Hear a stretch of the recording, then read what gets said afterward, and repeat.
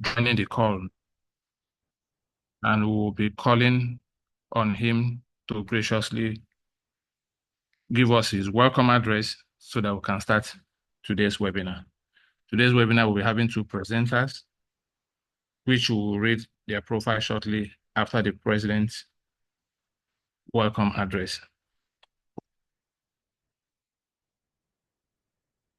Can we have our president come up to give welcome address now? Thank you, noble colleagues. Our president, ESB, Adekunle Alonge, please. Good afternoon, my president. Thank you. Thank you very much, Chairman, and also other ESCO of the Plant and Equipment Faculty or Professional Group. I also want to recognize the facilitators of this webinar and all participants. I want to thank you for coming up with this yet another capacity building exercise. I'm pleased that the faculty, the Plant and Equipment Professional Group has actually been visible, and especially in the area of capacity building, you have been an example to others. I can understand the challenges that faculties face, and despite the challenges, the faculty is still able to, pull its weight. One can then imagine if you had a terrain or environment that is conducive and encourages you to actually flourish. One can imagine what we will have done. So despite the constraints that you had, you're able to hold your head above water. So I want to thank the chairman and members of the ESCO for their labor of making sure that the professional group or the faculty, as it were, remain useful to our members and promoting that needed capacity building venture. Today's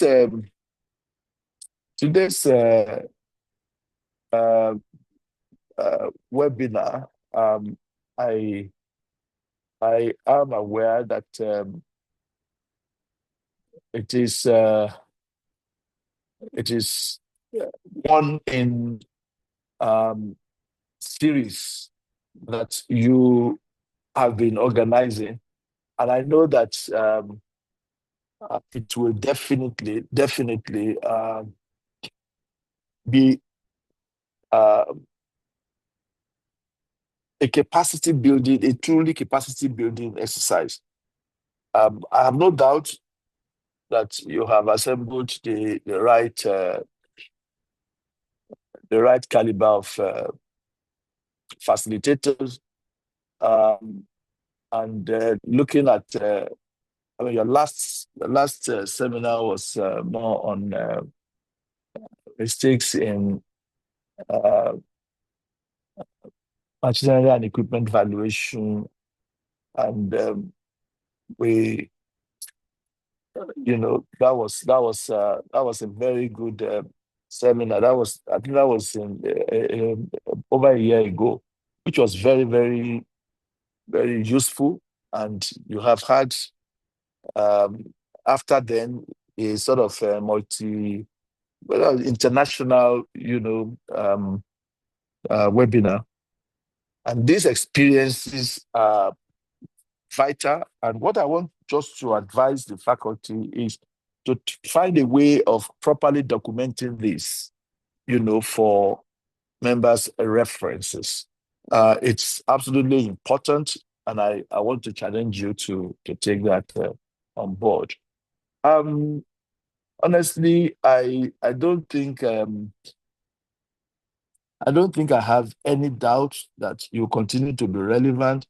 Even as we look forward to restructuring our faculties to make them much more uh, effective and much more to make them much more connected with our members, to engender greater participation of members in them, and to really make them to be the true first line of defense and even progression for our profession.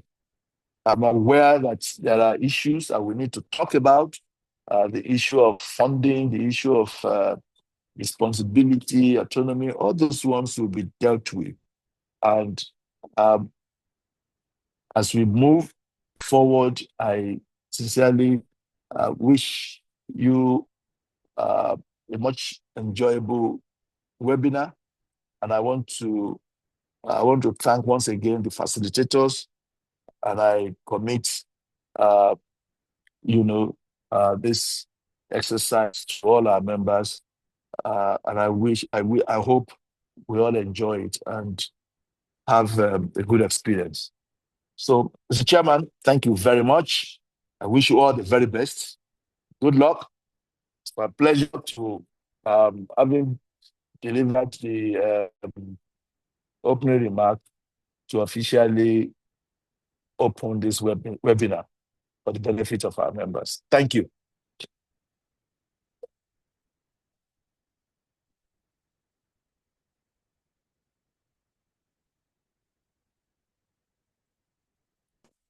Thank you very much, Mr. Chairman. You can proceed now.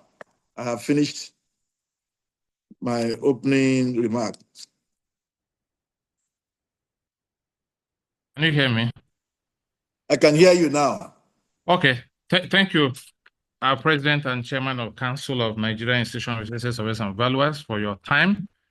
Every time we have programs like this, he will always call on him, and he will stop whatever he's doing and make sure he joins us to make sure we have a good outing. We'll thank him for that. I don't know if our first vice, ESB, Baturi Mohammed, if he's online. If he's not online, I will go ahead and introduce the first presenter. Do we have our first vice on the call? If not, we can take on him later as the program progresses. I think again, Mr. Chairman, when you have things of this nature, you allow the first vice to uh, to Speak round first. up, to round Okay. up. No, not speak first. To Okay. round up when the president present the opening remark. You don't expect the first vice to speak after the president, so it will be at the end of the At the end, program you will come in. the first vice comes in to present his own remarks, and then we close it. Thank you. Thank you, my president. All right. I will go straight to present the profile of our first speaker, ESV Ademola Ladega, who will be speaking to us. He'll be reviewing the key changes made in the International Valuation Standard, IVS 25, as it is called, and its applicability to valuation reporting in Nigeria. ESV Ademola Ladega is the founder of and managing partner of AOL Consult, a dynamic and enthusiastic professional estate surveyor and valuer. He's a member of Nigerian Institution of Estate Surveyors and Valuer, and an associate member and a registered valuer with Nigerian Estate Surveyors and Valuer Registration Board. He is equally a member of Institute of Management Consultants, FIMC. ESV Ladiga has worked with Ishman and Partner, where he rose to position of team lead and senior associate valuation before he left to open a firm of AOL Consult. He has done and participated in valuation of several companies in Nigeria, including but not limited to Ibeto Petrochemical Industries, Tank Farm Petrochem Nigeria, Ascot Nigeria Limited, different gas filling stations in Nigeria, different vessels and marine valuation. He will be speaking to us today, and when we take question and answer, we will give more of his detail. Yes, Viladiga, please, over to you for some time. Thank you. Thank you very much, my chairman. I hope everyone can hear me now. I want a confirmation so that we know the audio is working. Can everyone hear? We can hear you, sir. All right. Thank you very much for this confirmation.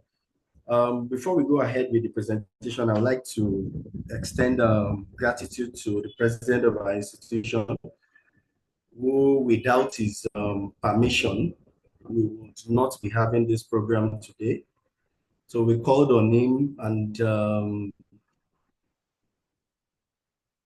he answered us, and then he gave us his blessings that we should go ahead. And we called on him that he's going to give us the opening address. And the president, out of his busy schedule, actually joined us. So we are really very much appreciative of this fact, sir. We thank you very much, and also extend our heartfelt gratitude to other members of the council, the executive secretary, who has been the intermediary between us and the leadership of the institution, exchanging of mails, and also the IT department. A very worthy thank you also to the chairman of our faculty, has been Kelvin Ofili, who actually from day one we've been working together since I think since the year 2020, and then he has always supported us. And then the young people, the young valuers in the institution he has given us. We've been working together now since the days of AMCON. I think as early as far back as 2010, 2011. And all the international conferences to Tokyo, to New Zealand, Australia, Saudi Arabia. We've always all gone together to do all this. So special thanks to the faculty, professional groups chairman here, to Kelvin Ofil. And also a very big thank you to everyone who has left whatever they have to do joining us today. I can see some of our friends and partners from Kingdom of Saudi Arabia, Takim. They also signified interest, and some of them have also joined. Some of our friends in Canada, our friends and family in United Kingdom. So it's really worthy to call this like an international seminar. So all thanks to everyone for joining us, and then we hope that at the end of the day, we will have a very, very good presentation that will be worthy of it. So we will be discussing, as the faculty chairman mentioned earlier, we'll be reviewing the changes made. The earlier edition of the valuation standard was the 2022 IVS. And then after about 3 years now, the IVSC committee in wild consultation came together and did quite a number of significant changes. It's important for us to know these changes and then begin to apply those that are applicable to valuations reporting in Nigeria effective from the 31st of January 2025. So that's what the topic is going to be about. We're going to review that quite a number of changes that we need to inculcate into our valuations immediately. It's 1:25 now, so I hope to speak within 1 hour as much as possible, because we have about 59 slides to run through. I'll try and summarize and be very, very fast. So let's go through our table of contents. So we will be introducing the topic, the key changes there are quite a number of changes, significant changes, as I said earlier, but we will be limiting it to the key ones that actually affect our valuations immediately, that from arising from this topic now. Your next valuation this afternoon, tomorrow morning, you set these standards. Why do the IVSC, why do they keep reviewing this standard every now and then? We see 2022, IVS 2022, IVS 20, 2019, 2017. It keeps moving. We'll talk about why they do that. The membership of the IVS, and then ex-Vabon and Naive's participation, because both institutions are members of the IVSC, and then they actually make vital contribution. Ex-Vabon and Naives are actually listed on the website as one of their key partners. So what the IVS covers, the general standards that applies to all valuation, irrespective of wherever you are doing it in Nigeria, in Kaduna, in Kafancha, in Abakaliki, the general standard that applies to all valuation, asset standards. We then go to our own faculty, the one that affects us, the plant and equipment and infrastructure valuation. And lastly, we'll consider the ESG consideration evaluation. This is also very, very important going forward in our valuation. So proceeding to the next slide, which is the introduction. And then, the IVSC is a globally recognized standard. It's principle-based. That's the next slide now. That's slide 3. And then, as you can see, it is utilized by professionals in over 100 countries in the world. So what that means is Nigeria, Ghana, and United States, United Kingdom. In fact, RICS, Royal Institution of Chartered Surveyors, they actually endorsed the entire IVS 2025 in their own RICS Red Book 2024. The entire chapter of the IVS is embedded in the. So what that means is that the acceptability of the valuation standard goes beyond Nigeria, goes beyond UK, United States, and over 100 countries.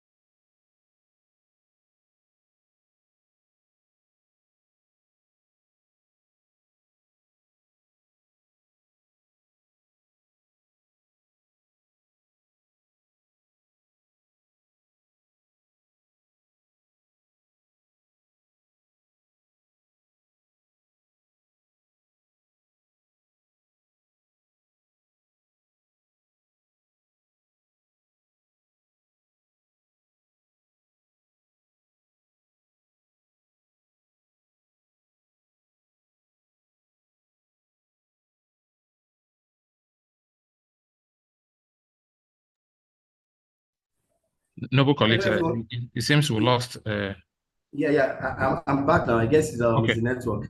Okay. Okay.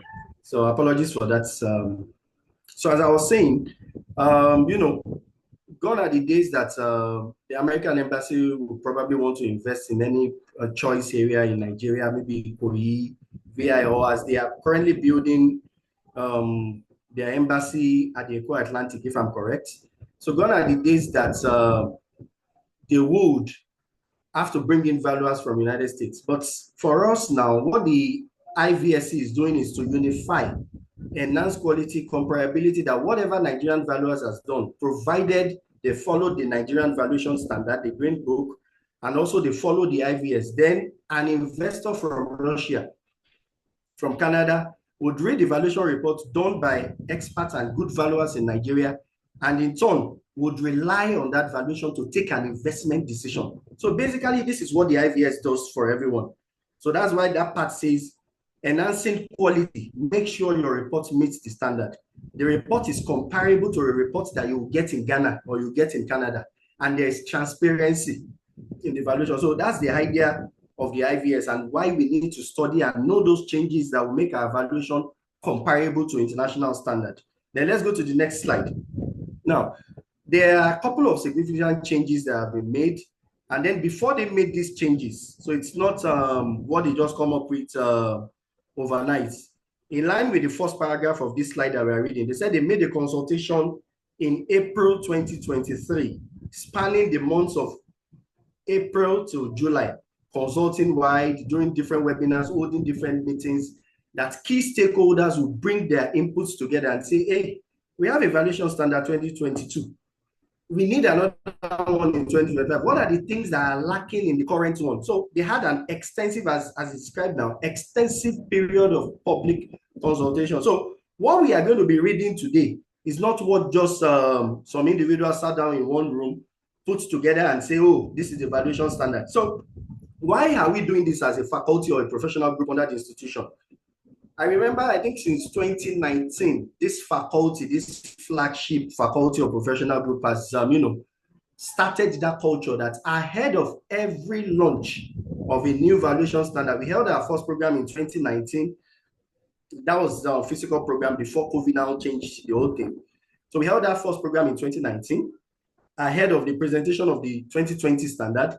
And also in year 2022, March 2022 precisely, when the IVS 2022 was launched, we also held a program, and here we are now, presenting another program ahead of the launch. All we are doing is in a bid to keep our members informed, let them be aware of the changes. Especially, there's a part that I want everybody to pay attention to that we're going to get to.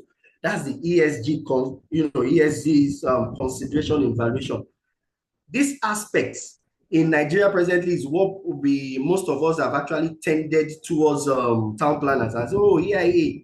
There is a little bit of EIA that has been introduced into the valuation now that all estate surveyors and valuers registered in Nigeria need to consider before arriving at values.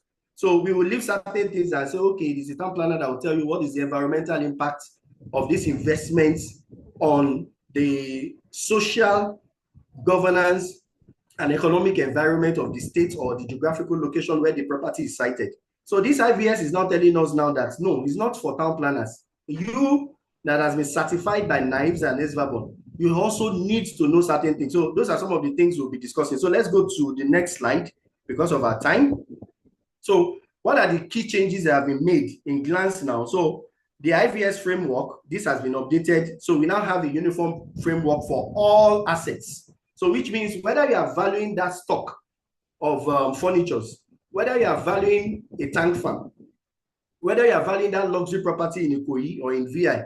So the general framework that would apply to that valuation has been set out and improved. So they also created new chapters in this 2025 IVS that we all need to know. So they reordered the general standards and made it better and did what is called model valuation process and valuation participants that are involved. So there are a couple of participants that we are now told to involve in our own valuation now going forward. So they are under the key concept, latest standard improved on the clarity and mandatory and situational valuation requirements. There's a part I highlighted here, data and inputs. Introduction of new chapters on data and inputs, documentations, and financial instruments. We're going to get that to all those areas later in this report. So what are the data and what are the inputs that we need to put in our valuation arising from this January 2025? So the next valuation we are presenting tomorrow, whether it's from Access Bank, it's from Union Bank, what are the things that Union Bank needs to start seeing from you?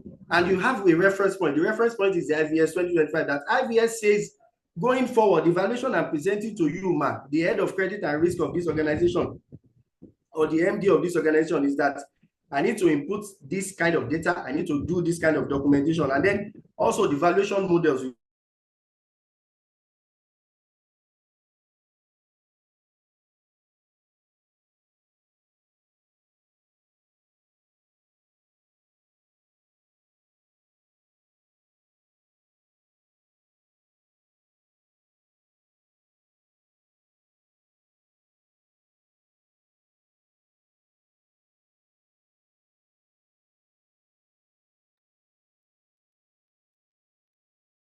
Sorry, it seems our colleague, the presenter, is having some challenge with technology, but we'll just wait a while. He'll rejoin back.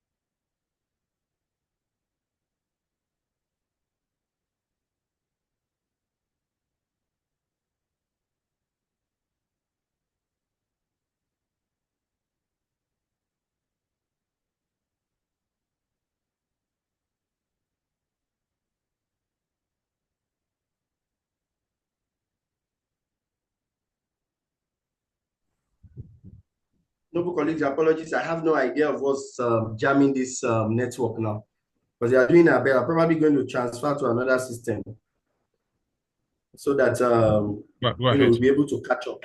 Yes, yes. So let me just continue now from where we stopped now.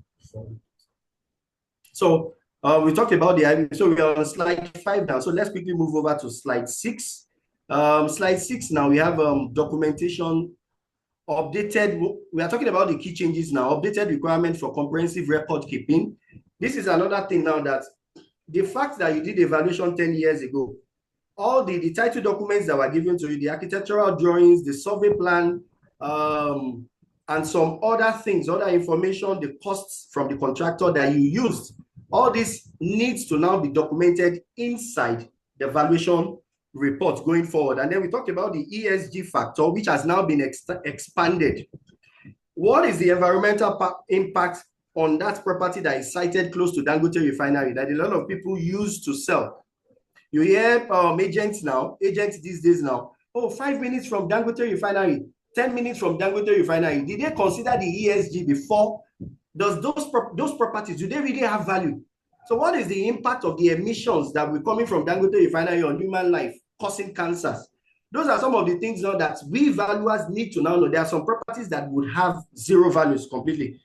But those are some of the things we will discuss in this presentation.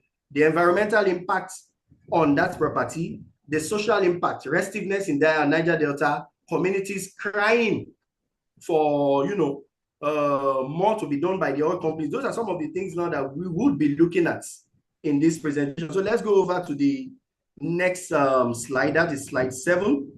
We have 59, so we'll just rush it. So we talked about this earlier. Who are the people who set this standard? They are called the International Valuation Standard Committee. So they are the ones who actually sit down. They are a non-profit organization. They sit down and then they set this standard. So the tone is that what we are taking away from this is that we have IVS 2025 now. So we should expect probably IVS 2026, 2027 or 2028, depending on how the IVS deems it necessary. So IVS is going to keep, getting updated. The next part, why the IVS keeps getting updated, they've stated that valuations continually evolve as a result of IVS needs to be, continually updated. So what I'm saying is that some of the things that we didn't consider in our evaluations that we did and submitted to our clients in 2022, 2023, and 2024 are things that we would now be submitting in 2025. However, it's not going to stop here. We are not stopping at IVS 2025. So there is every likelihood, maybe in another 6 months, the IVSC would find they'll find a need or reasons to actually improve more on this valuation, and then we'll be having valuation 2027, 2028. So those are the things. If you read further on this presentation, which is going to be made available to everyone, you will see the reasons or some of the reasons why the IVS keeps getting updated. So let's go to slide 8 now.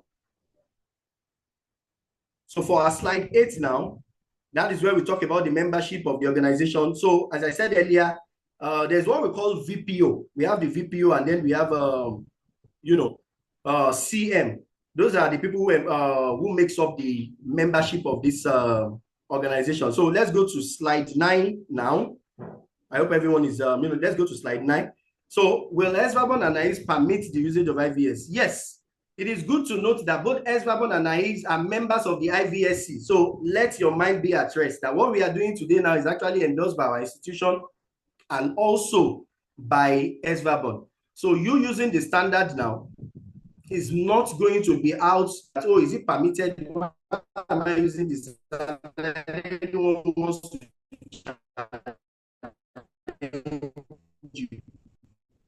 yes. As I said, the Nigerian Institution of Estate Surveyors and Professional Organization, VPO, we are recognized by the International Valuation Standards Committee. While Estate Surveyors and Valuers Registration Board, SVABON is recognized as a corporate member of the IVS.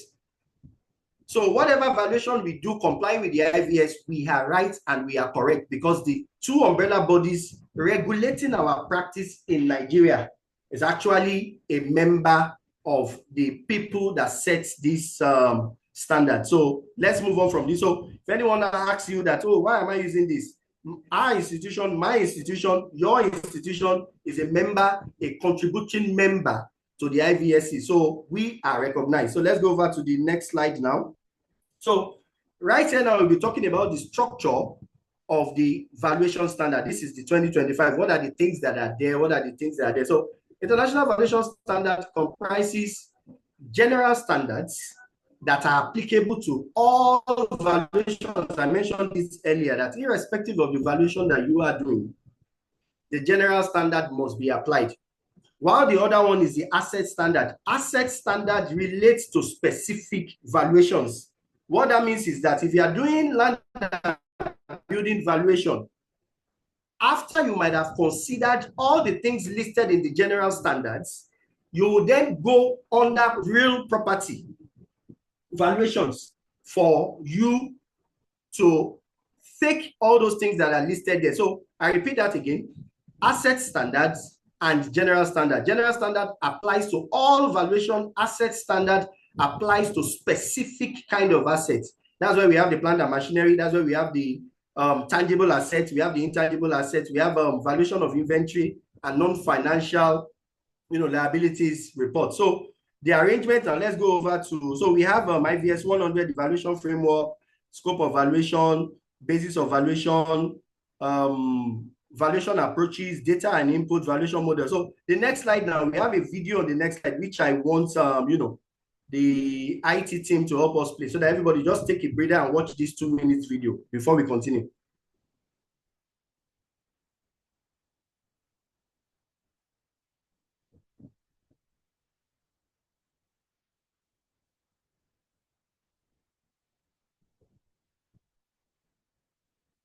This is basically talking about the arrangement of this standard, some of the things that we are going to still see in this report. That's what this video courtesy of the IVSC. You can see all the things now. IT backup, I don't know why there's no audio in this. You might need to, increase the volume.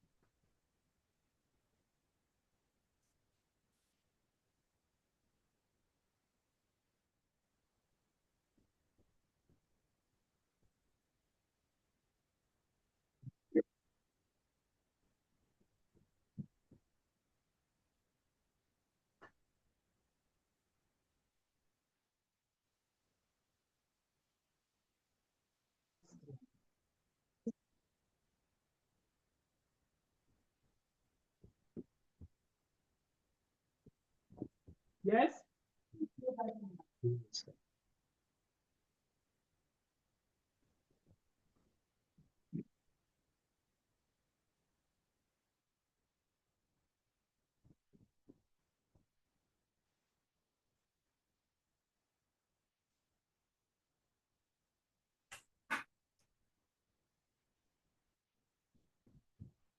Okay, I don't know why the audio of the video didn't, but by the time you share and download this, we would be able to see the audio. So now, continuing further, we have the next slide now is, that should be slide 12. So now use IT support, can you help us go over? So we want to talk about the IVS general standards now. What are the things that we need to know that are embedded in the IVS standards? So we have the IVS forward, IVS glossary, IVS 100 valuation framework, scope of work, valuation basis, valuation approaches, data and inputs, valuation models, and documentation and reporting. Please stay tuned to this presentation. We have 3 worked examples. We have some plant and equipment assets that we actually did valuation inside this presentation. So please let those who also registered that haven't joined, let them come on board. So we are going to be giving you 3. We are going to be doing worked examples. We are going to be practicalizing what we are going to be learning today. So we have 3 worked examples valuing 3 different assets. Starting, we'll try the comparable method, we'll try the income approach, and also the cost method, real life example. So that is coming up towards the end of this presentation. So please, I urge everyone to stay tuned, sit back and relax while we move on in this presentation. So the next slide, slide 13. We are doing the summary of the content of the IVS general standard. That's slide 13 now. Slide 13. So the IVS framework talks about the valuer principles, valuation process quality control, use of specialists or service organization, compliance, and effective date. What does the valuation principle tells us? It said, valuation principle focuses on principles of integrity, objectivity, impartiality, confidentiality, competence, and professionalism. As a valuer, a noble valuer registered to practice in Nigeria, you have to be objective. You have to have your own integrity as an individual. A customer would not look up to you and say, hey, I'm seeking to borrow 100 million naira from a bank. The property I'm giving you to value is only worth 50 million. They are not going to give me this money. Please, I'm going to give you 50,000 naira. Kindly help me inflate. This standard is telling us, if you have been doing it before, don't do it again. It is under valuer principle. Do not collect bribe. Show integrity, objectivity, and impartiality. Okay, the bank has called you and said, hey, this guy wants to borrow money. We don't want to give him the money. Is it possible for you to undervalue? So what we are saying is that valuers must not undervalue, they must not overvalue, they must be impartial. So if the property is worth 10 naira, please put 10 naira. That is what is called valuer principle. So this valuer principle must be observed in your valuation reports. Then we go to the next one, which says valuation process quality control. In my summary here, I said valuation is not an all-comers affair. We read lots of valuations that we see a lot of grammatical blunders. So every organization involved in valuation in Nigeria, you should have a quality control department or a quality control desk in your firm, whereby somebody has done a valuation. The valuation is then passed on to another person to proofread all the content of the valuation to ensure that this valuation meets required quality. I'm going to repeat that. Valuation is not an all-comers affair. Yes, we have to encourage the young ones. We have to encourage the upcoming, valuers. However, there should be a little bit of quality control. So somebody will not say a property is worth 10 naira, and then the principal partner of the firm just endorses his seal and stamps it and say, hey, send this valuation report out. We need to input quality control in our valuation. So please take note of this going forward. So every organization should have a quality valuation process quality control department. I hope we are together. I want to know if I'm speaking and our members are actually hearing me. Are we together? I can hear you, sir. All right, thank you very much. So the valuation, so let's go to the next slide now. This next slide talks about use of specialist or service organization. Now, if a valuer, I'm going to read now. If a valuer does not possess the necessary technical skills, experience, data, or knowledge to perform all aspects of valuation, It is not a crime to either seek help from your senior colleague or from industry experts.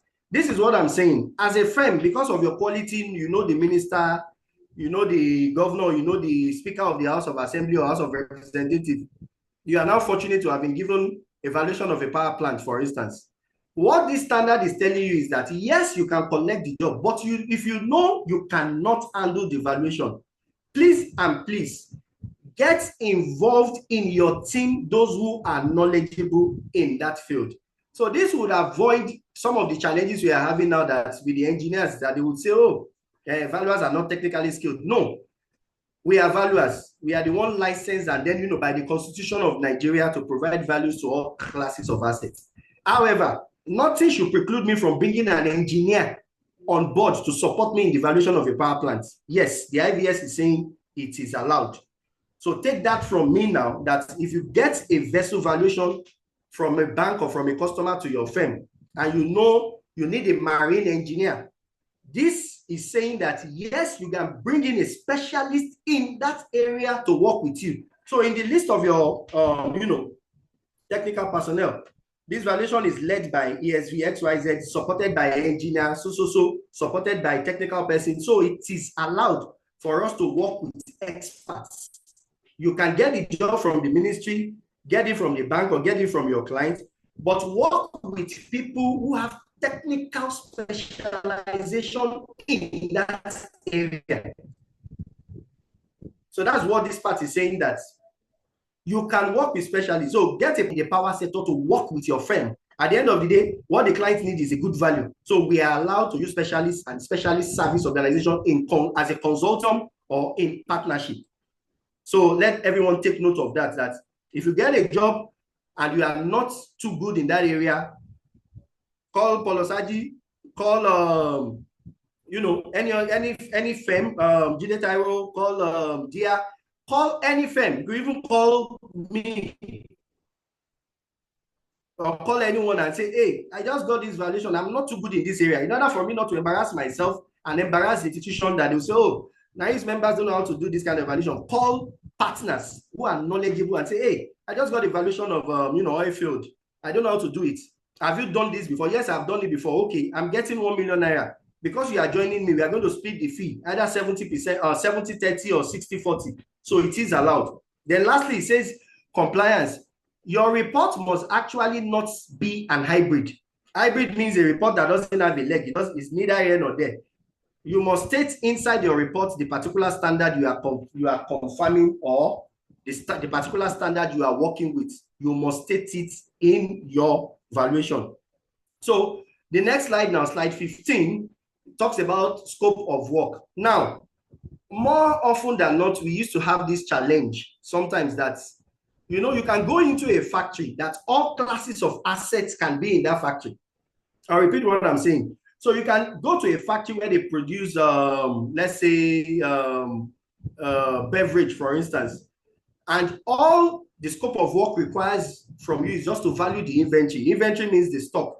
What this organization is producing is all you need to value. Remember, this organization has certain assets that they use in producing this stock. They have the building where the stock is being produced. So in a particular factory, you can have 5 classes of assets. Land and building could be there. Furniture fittings and could be there. Plant and machinery, that's those equipment, generators will be there. Motor vehicles will be there. And then the stock, which is the end product, will also be there. So it is important for valuers to seek clarification. I hope this is very clear, that going forward, scope of work, they may say, okay, value only the land, as if there is no building on this. So all valuers need to understand the scope of work. So in a property, you can be told to value all assets, debentures. So in some cases, leave all the assets. The building does not belong to organization. The organization has rented this warehouse, but value every other thing apart from the building. So this is where it says you have to discuss the purpose, discuss the basis with your client before engaging. So let's go to slide 16 now. Now, there are different bases of valuation that we need to know. There are different bases of valuation. So it is the purpose that determines the basis. The basis determines the method of valuation. Your method of valuation determines the outcome of your valuation. Purpose of valuation determines the basis determines the method, and the method determines the outcome of your valuation. So basis of valuation, actually, there are quite a number on IVS 102 in the valuation standard 2025. There are quite a number of valuation bases, but let's go to the next slide now and limit ourselves to just very few of those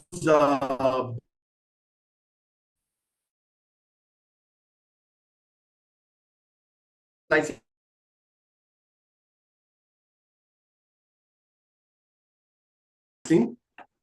Now, okay, thank you very much. So for slide 17 now, so we for the purpose of this our discussion, limiting ourselves because of time, because hopefully by 2:30, I think we should be done with the first presentation and waiting for the second presentation. So we have the market value basis, market rent basis, equitable value, investment value, synergy value, liquidation value. So because of our time, liquidation value simply means your for sale value. So for what we call for sale value now is described as liquidation value. So I phrase a couple of things because of our time. So market transaction, arm's length transaction between a willing seller and a willing buyer. Market rent, you are determining only the rent, how much this property will or this asset will command annually. Equitable value is similar to fair value. Equitable value is similar to, because by the definition, equity means equal. So equitable value is similar to fair value. Investment value, the value to an investor. A property could be what? I'll give you an example. There are certain classes of property under investment world. There are certain classes of properties that to the investor, he has built this property for himself, a palacios, spent a lot of billions of dollars. That is an investment value. If you throw it into the open market value, into the open market for sale, the value may not be what close to the investment value, because there are certain properties that they were extravagantly built that if you put them in the market, nobody is going to buy. But to the investor, you are allowed to do investment value. That to the investor, I've spent $1 billion to buy this property. But will ESV Kelvin or the president of our institution, for instance, will they appreciate that value and understand it? It's a different ballgame. So that's why market value and investment value are two different things. Market value is how much will this property sell in a non-buyer situation. The buyer does not know the seller. There's no relationship between the two of them. And then you marketed it openly in Castles magazine, Nigerian Property Center, and people bidded and actually, but that's market, open markets. But investment value, a lot of sentiments. Oh, I did gold. I put gold in this property and all those things. So slide number 18. Now, I don't want us to dwell too much. I've mentioned it earlier because what the IVS is saying about fair value now, as I said, fair value and market value, they mean different things. This is a topic on its own that we are probably going to, talk about later in the year, or if there is a need for that. Fair value and market value are not the same thing. Let me quickly give an example. Seplat, oil company acquired ExxonMobil few weeks or few months ago. I think it should be December, before the president of the country sanctioned that approval. Seplat is a player in the oil and gas. ExxonMobil has also been a player in the oil and gas. So by the definition of fair value, Seplat is a market participant. ExxonMobil is a market participant. So whatever value that these two organizations deems fits between them, between market participants in an orderly transaction. So the two of them could agree a fair value and say, okay, Seplat, you are coming on board now. You guys have, you're like the new baby on board in Nigerian oil and gas now. Everywhere you go, Seplat is doing this, Seplat is doing that. Okay, because it is you, I think we can trust the future. Come and acquire ExxonMobil. Give us $40 billion US, or give us $1 trillion US for this asset. That may not necessarily pass as market value, because these two people are market participants, and certain information will be available to Seplat or will be available to ExxonMobil that will not be available to a Dangote. So if a Dangote was the one that was purchasing ExxonMobil, for instance, Dangote is not a market participant. We know him as a conglomerate cement first. So Dangote is not a market participant. So in the definition and context of fair value, so Seplat has some information, ExxonMobil has some information, Dangote Cement may not have. So Dangote could pay a market value to acquire ExxonMobil, while Seplat can pay a fair value because they are both, by the definition, said a fair value as the price that will be received to sell an asset or paid to transfer liability, orderly transaction by market participants.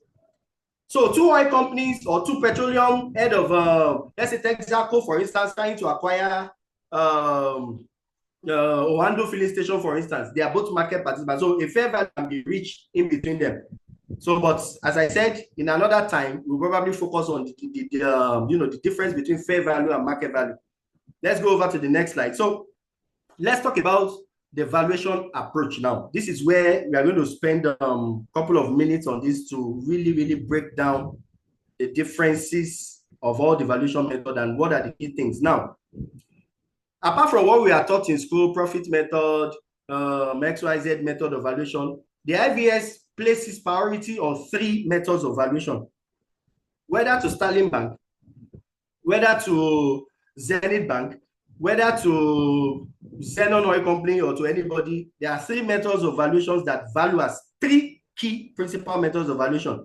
So we have the market approach, the income approach, and the cost approach of valuation. So those are covered under IVS 3 or IVS 103 valuation approaches. So all other things you want to talk about, profit method, XYZ, all are embedded in these 3 methods. So in your report, I have adopted the market value, market approach of valuation.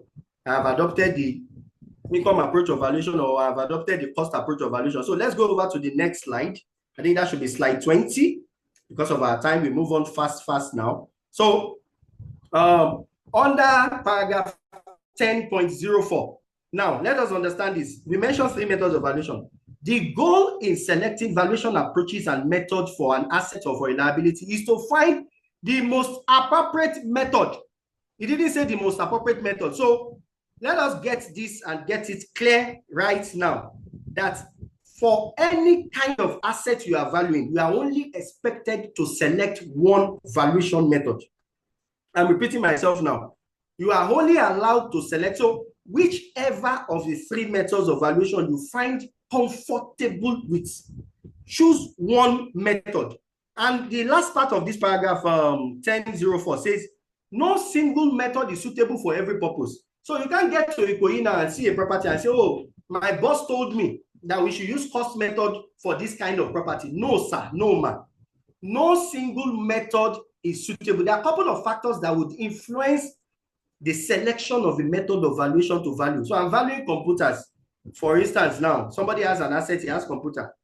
Nobody will tell me that it is a must for me to use comparable, to use income or use cost. You will look for the best out of all these 3 and select just one method. And no single method is suitable or ideal for all situations. So there are a couple of factors or reasons stated here, but we can read all those things later. So let's go over to slide 21 now. So let us look at paragraph 10.05. I'm going to read this verbatim. The valuer is not required to use more than one method of valuation for the valuation of an asset or liability. I've stated that. So your report is not expected for you to tell us this asset, when I use cost method, you give me this. When I use income, there are a lot of mistakes that, we don't want to really talk about that and expose too many things. But I've had the opportunity of reviewing a lot of valuations in 2024, and all these things I'm mentioning are present that put the end users. In the video we watched earlier, they mentioned lots of stakeholders. The bank that is relying on your report, your own organization, and then the customer themselves, the auditors. So a lot of people are relying on value, but you end up putting them in confusion by putting 3 different methods and 3 different values in your report. Please stop it in year 2025. The IVS is saying, no, you don't need to, fill up your report by saying a cost method is 1 million, income method is 2 million. No. So it says that it is the one method that you have high degree of confidence in the accuracy and reliability of that single method. So if one of those 3 methods you trust is that, I have evidence that this property was sold yesterday night for 1 million naira. I have the evidence that this property was sold for 1 million naira yesterday. So I am sticking with comparable method of valuation. Stick with that comparable. Put all your information and documentation, put everything together, submit your report to the bank, and let anybody challenge you. All you have to do is to bring out the evidences and all the things you relied on in the valuation. So any of the three methods that you are so confident in, please adopt it. Then let's go to paragraph 10.07. Now, where more than one method, one valuation approach and method is used, or even multiple methods within a single approach, the value based on the three multiple approaches or method should be reasonable, and the process of analyzing and reconciling the different values into a single conclusion without averaging. I'm going to keep shouting about this averaging. I engaged a couple of our colleagues in 2024. And while trying to tell the, some of them, I say, hey, why have you used income approach? Why you use income approach, you gave us XYZ value. You use the cost approach, you gave us XYZ value. Now you also use the income approach, you gave us XYZ value. And this person, I don't know whether he was serious or was joking, told me that I should add the value that I got from income method, add it to the one from comparable, and add it to the one I got from cost, and divide by 3. That is, if anyone practicing in Nigeria has been doing that in the past, up to December 2024, your values, I can tell you, your valuation has been wrong, and you have misled the beneficiary of that report. And I'm saying it to you point blank. Nobody should ever marry 3 methods of valuation and average them. Never. That is not valuation. That is not valuation. Don't, if you did it in December 2024, please don't try it going forward, because you are going to be embarrassing our institution. Now you are hearing that pick the one that is most suitable that you can defend. Never average. You do income, you do cost, you do whatever. You can do those 3 methods of valuation. So just say that, okay, if I try income, there are some properties, for instance, that the land are underutilized. I would explain what I mean by underutilized land. Underutilization in the sense that you have 1,500 square meters of land, and you built a single detached house on that 1,500 square meters of land. And then you have the detached house is sitting on about 200 square meters. And you have 1,300 square meters vacant in the same property compound. If you use income method for that kind of property, you may be, I'm choosing my word carefully now. I said you may be undervaluing because the land is actually underutilized. So using cost method in that case, because larger, for instance, now if the land value is actually even more expensive, if the value of land in that area, like Ikoyi, is more expensive than the building on it, then you are allowed to use cost method of valuation. Because we've seen where lands are underutilized, that you have a property, at the end of the day, they just develop only a fraction of it, and then you decide to say, okay, this fraction is actually bringing in 1 million naira per annum. You capitalize using the cash flow approach for your 1 million. At the end of the day, you get 20 million naira. Whereas the land alone is over 150 million. So if you use income method in that situation, you have undervalued. If you use income method for an underutilized land, you have undervalued. So what is left is that you would state in your report, I have decided to use cost method. Even though this property is generating income, I've realized that the developer made a mistake by building what is not supposed to build. So the value of land in Ikoyi is over 1 billion naira. Whereas this building, everything they spent to build is probably 150 million. So cost method is preferable to be adopted for this. So let's go to slide 22 now. I need to talk about this now. There's something called terminal value that most valuers in Nigeria have never considered. I think only a few of us consider it in our valuation. Only a few. Maybe if you are 7,000, maybe less than 100 or less than 150 actually know what is called terminal value. I've been in the field now for almost 2 decades. So I've seen reports, I've moved from one organization, I've seen things. This terminal value, I'll tell you where terminal value comes in. When we do our income approach of valuation, you will say the rent is 5 million naira. You take out your outgoings, 500,000. You are left with net income or net rent of 4.5 million naira. All you will do, you say your YP in PEP at 5%. That will give you 20. That 20 simply means 20 years. So you multiply your 4.5 million naira times 20 because your YP 100 over 5 will give you 20. So your YP, so that 20 simply means 20 years, nothing more than that. Because it simply means that you're multiplying your 5 4.5 million naira net rent times the 20, I'll probably give you maybe 90 million naira or thereabouts as your market value. However, there's something called terminal value. This terminal value means that after that 20 years, this property still has a value. So all you have to do as a valuer practicing in Nigeria this 2025 is that you have to discount that 20 years to present value of year 2025. Then add it to the value that you have arrived using your income approach. I'm going to repeat that so a lot of people will not get confused about what I'm saying. Now, you want to do a cash flow analysis. For cash flow analysis, for instance, when we use the under income approach, you will do a cash flow analysis for about 10 to 15 years or 15 to 20 years. Sir, that property still has value more than that 20 years now. All we are now saying is that estimate the future value of that property, discount it using the same discount rates. If you have used 8% for your cash flow, use the same 8%. So present value of 1 naira raised to power 20 years, because it's that 20 years, you then discount it back to January 2025. That value that you have gotten should be added to the value you got from your income approach. That is what terminal value is saying. So a lot of us don't do this in our valuation. All you do is rent 5 million, take out outgoings, multiply that your rent by your YP, and you move on. And to you have done valuation. If you have done it in the past, your value has been wrong, ladies and gentlemen. I'm sorry to say, to be the bearer of bad news. However, arising from this presentation, please let us learn, and learn, so that our valuation will be the one that if it is taken to America, if it is taken to the UK, and they read thoroughly what you have done, they would endorse you and say Nigerian valuers are good. So slide 23 now, IVS data and inputs. I'll quickly summarize this. We've had instances that, some informations that we rely on our valuation are actually, you're looking for comparable information.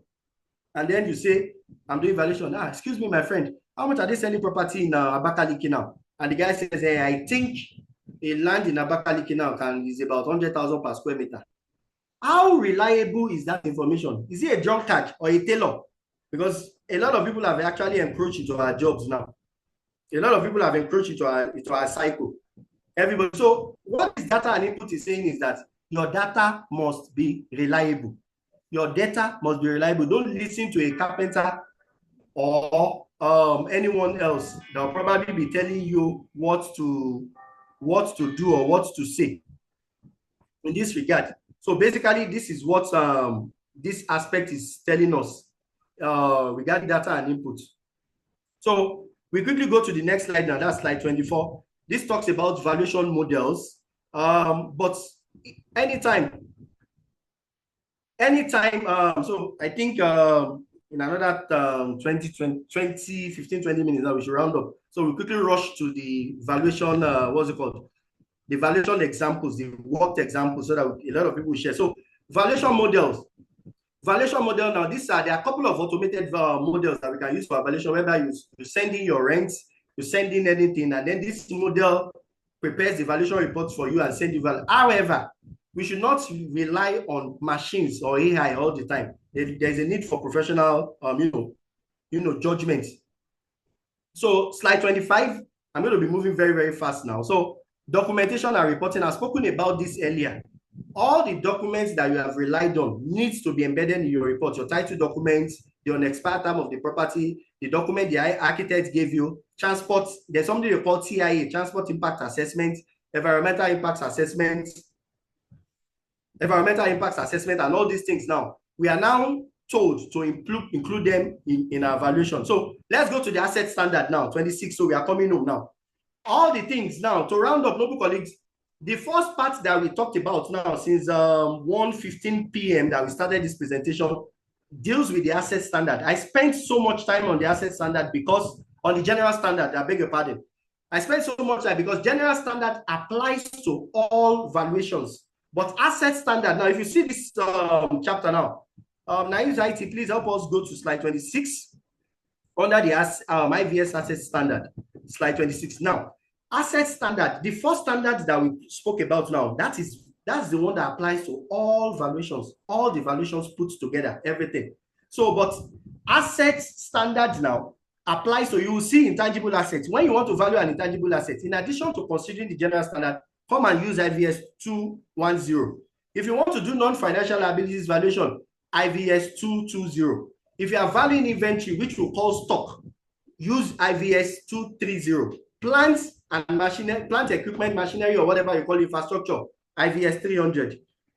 Land and building in Ikoyi, in Lekki, in Via, in Abuja, in Maitama, in Potuskum, in Yobe State, or in Maduguri, in Borno State, use IVS 410 compliance. And then financial instruments. What are your financial instruments? Your fixed deposits, the stocks, and all those things. Use IVS 500. So let's quickly move on. I think the next slide now. The next slide, because of our time, I intended to speak much about this non-financial liabilities valuation, but I beg your pardon, because of time, they've been signaling to me now so that we can move on to the business of the day. So you can read the asset standard. I actually intended to speak so much on what is called non-financial liabilities, a situation whereby organizations are doing promo, or when many of us have heard about cars being recalled. Happens a lot in America. So when cars are recalled, what is the liability to the car manufacturer? GM, General Motors, for instance, Ford, for instance, Land Rover, Mercedes-Benz, Volkswagen, as an organization. What is the impact of vehicles being recalled? So how do you value those things that the organization is losing? This is what this aspect talks about. Maybe if time permits, or if the chairman of our faculty allows us to organize another seminar, I'm going to deal on this IVS 210. That is the IVS 220, non-financial liability. So because of our time now, I think we should jump and go over to slide 30, which is what concerns us now as the faculty, plants, equipment, and infrastructure. So let's go over to slide 30 now. So we have about 20 more, and then we rush it. So now, there are a couple of changes that have been made to this IVS 300. Previously, in the previous valuation, it is called IVS 300 plant and equipment. Now, we include what? Plant, equipment, and infrastructure. So if you want to value infrastructure for your state government, the compliance or guidance note can be found in IVS 300. I repeat, in the previous edition, we have plant and equipment, IVS 300. In this current edition, we have plant, equipment, and infrastructure, which has been added. So you see all the changes, element 20 and all those things, they moved it and all things like that. So let's go to slide 31 now, so that we quickly move on. So slide 31. Slide 31 talks about, now I quickly want to add this now for this slide 21. Slide 31. There are situations, let me give an example that we can all relate to. Let us look at ShopRite, for instance.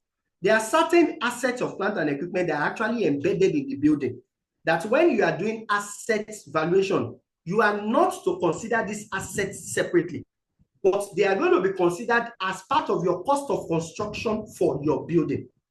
I hope this is very clear for everybody to understand. In a situation whereby you have a building that has a central air condition, you have a building that there are heat extractors and all those things. So when you are taking inventory of plant and machinery, don't double count by picking all these things, as this is what this part is telling us.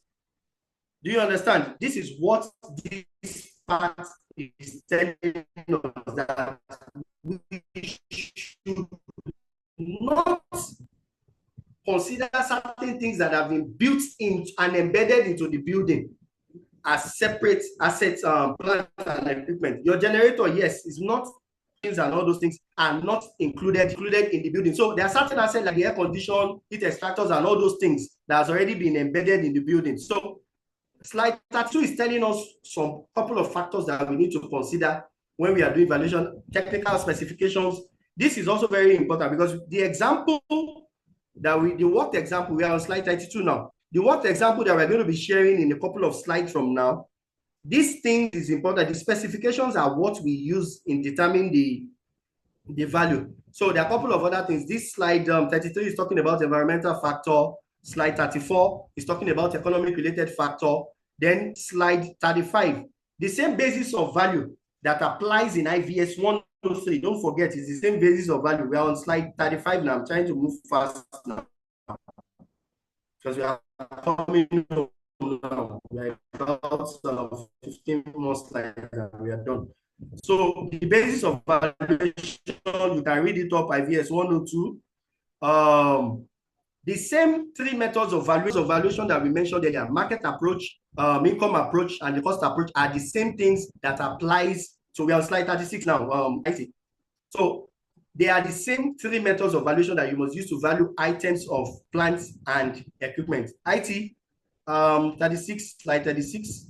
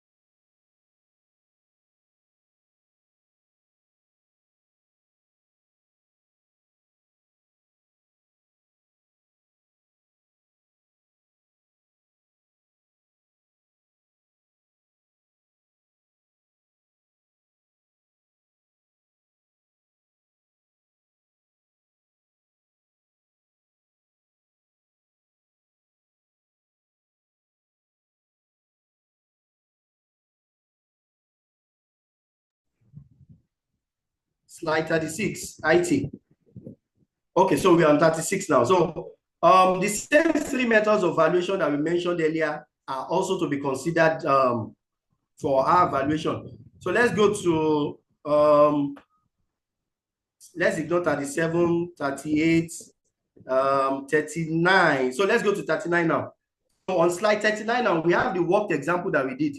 So in the lower part of this slide, you see example of market valuation, market value valuation method. Market value is the same thing as comparable method of valuation. So please go to the next slide so that we'll see the example of what we did, the valuation that we did there. So we practically demonstrated all the things we have learned in this particular part now of this slide. So we have a value, we have an asset. This is a bulldozer. This bulldozer was manufactured in year 2016, and then his model number. These are just hypothetical examples, so we have to change the names and all those things. So we have BD 123 make and model, blah blah blah. This equipment is 7 years old, and then it has been operated for 10,200 operating hours. So now we are using comparison method of valuation. So if you go to number 3 on that same page, you will see that we selected 3 comparables. Comparable 1 is the 2017 model of a bulldozer. Comparable 2 is another 2016, just like our own reference bulldozer. Then comparable 3 is a 2017 bulldozer. So let's now go to the calculation and what we did. So item 4, it said usage hours. What are the things that we have to analyze now when we are doing this valuation using comparable method? It said usage hour. Lower usage hour increases the value. So if you have an asset that's actually worked for 100 hours, that's why it is important for our colleagues to know that when you are valuing motorized equipment like motor vehicles, always start the engine and read the mileage. There are certain mileages that are read in what's it called, kilometers. There are some that are read in miles. So it is important for you to read the miles and also read the hours of the generator when you are valuing them. So hours, the location also differs. So vehicles or items that have the access of being shipped to Lagos via the Lagos port would have cheaper value compared to vehicles outside of Lagos, because we are still going to transport these things. So location also matters. So when you are using comparable, note that don't compare a vehicle you found in Abuja with another vehicle that you found in Lagos. Those outside of Lagos will slightly be expensive, because upon their arrival and being cleared into Nigeria via Lagos or via the One port in Port Harcourt, you still have to drive them down to your location. So those things are some of the things that contribute to value differences. So we have on that same adjustment factor, this is where we adjust now. We have 3 comparables in the previous one. So now this equipment that we are valuing, it has something special that the other 3 comparables does not have. If you look at it now, it says, hence, adjustment of 4 million naira in sale value is to be added. because this equipment has a ripper. That ripper is something that is very key in the operation of a bulldozer, which is not found in the other three comparables. So let us see the analysis now. Market value calculation. First comparable is 65 million. Second comparable is 60 million. Third comparable is 64 million. What we did now is to add all this together and average it because they are the same bulldozer. This is not one method of valuation. This slide, we're on slide 41 now. So under market value calculation. So what we now did is average these three. The average gave us 63 million. But remember on adjustments, because there's a ripper in our own bulldozer, which is not available, and this ripper costs a lot of money to upgrade. So this one that we are valuing now has a slight advantage. So under item 6 on that same page, the estimated market value of this our own 2016 bulldozer is actually 67 million. Please, IT, help me go back to slide 40. Remember, under selection of comparable methods in this slide 40, the most expensive of our comparable is actually a 2017 bulldozer for 65 million. So let's go back to slide 41 now. But our own market valuation for a bulldozer that is 1 year older than a 2017 is actually more expensive. Why is it more expensive? Despite running more hours, it is more expensive because a ripper that is present in that bulldozer will make it perform better than even a 2025 bulldozer that doesn't have that ripper. So in using comparable method of valuation, you still need to do a lot of adjustments. So let's go over to the next one now, which is the income approach now. So we know everything about the income approach and everything. I'm going straight to the what example of the income approach now, and then that will be found in slide 46. So the example that we did earlier above now is for comparable method of valuation. So we are trying to look at the backhoe now. So what is this our own equipment is the 2018 backhoe made by ABC, blah, blah, blah, whatever. And then the purchase price, historic cost is 24 million naira when they bought it, but it has spent 5 years of its time. So we are using now, what we are using now is what we call cash flow method under the income approach. It's not the YP that you say YP in PEP at 10%. No. Nobody should be using YP for valuation under income approach. You should use cash flow going forward.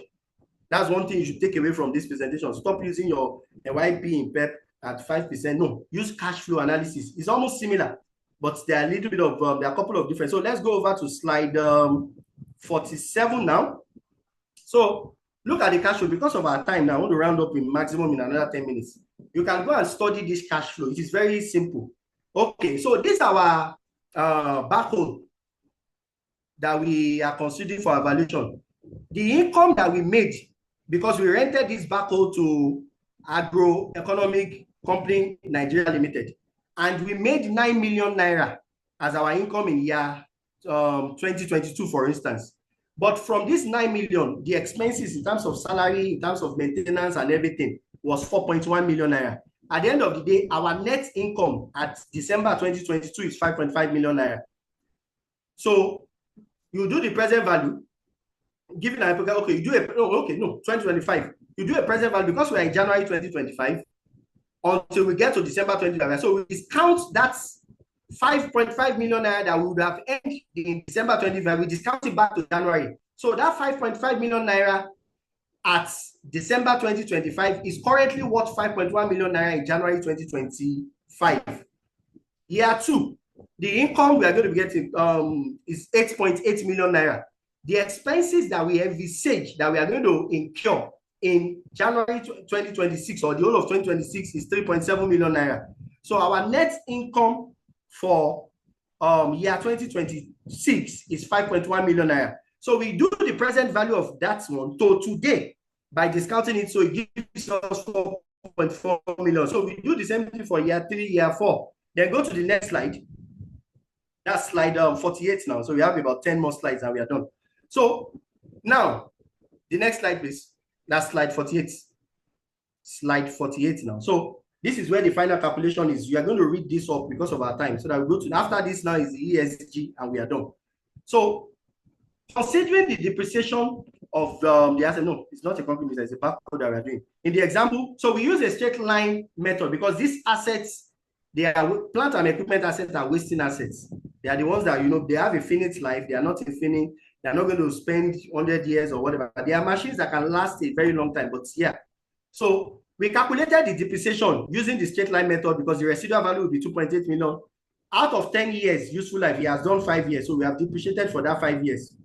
And then our value, our depreciation is 11 million naira. We studied the calculation because of our time. So our final calculation now is that we will now calculate the final value. So what we did was, remember we got an income from the cash flow analysis we did for year 1, 5.1 million. For year 2, 4.4 million. For year 3, 3.5 million. For year 4, 2.5 million. And then for year 5, 4.1 million. We added all these together. If you look up, the asset has depreciated. So from all the income, we take out our depreciation. The market value of this thing using a cash flow approach gives us 8.2 million naira.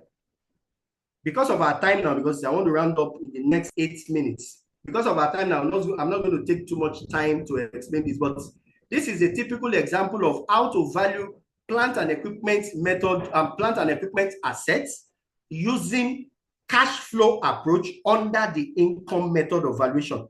So this is it now. So you can see that I did not do YP in PEP at 5%. That is a wrong approach. I'm sorry, some people may still continue to use it after this presentation. But me, if I'm using income approach, I will never do that. I will do an analysis of the cash flow whereby you find the present value of the future income. The income is not received now. You have to discount it back from those years and bring it back to today.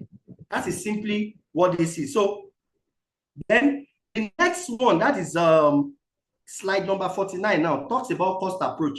Ladies and gentlemen, noble colleagues that have joined us from far and wide. Now, the next presentation that is coming up immediately after this presentation by ESV King is going to discuss fully on cost method of valuation. So deliberately, I am not going to say anything about cost method of valuation. Out of the 3 methods of valuation, I've spoken about the income, I've spoken about the comparable. I will not talk on cost because ESV King has a robust presentation for us.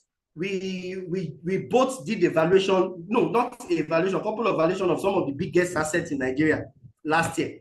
So we have decided to put that together and use it as a case study. It's a very, very big asset, worth trillions of naira. So in the next presentation, we are going to see what we did, how we inspected, how we got our values, and all those. So I am deliberately not talking about cost approach of valuation. Yes, Ridwan King is coming up next.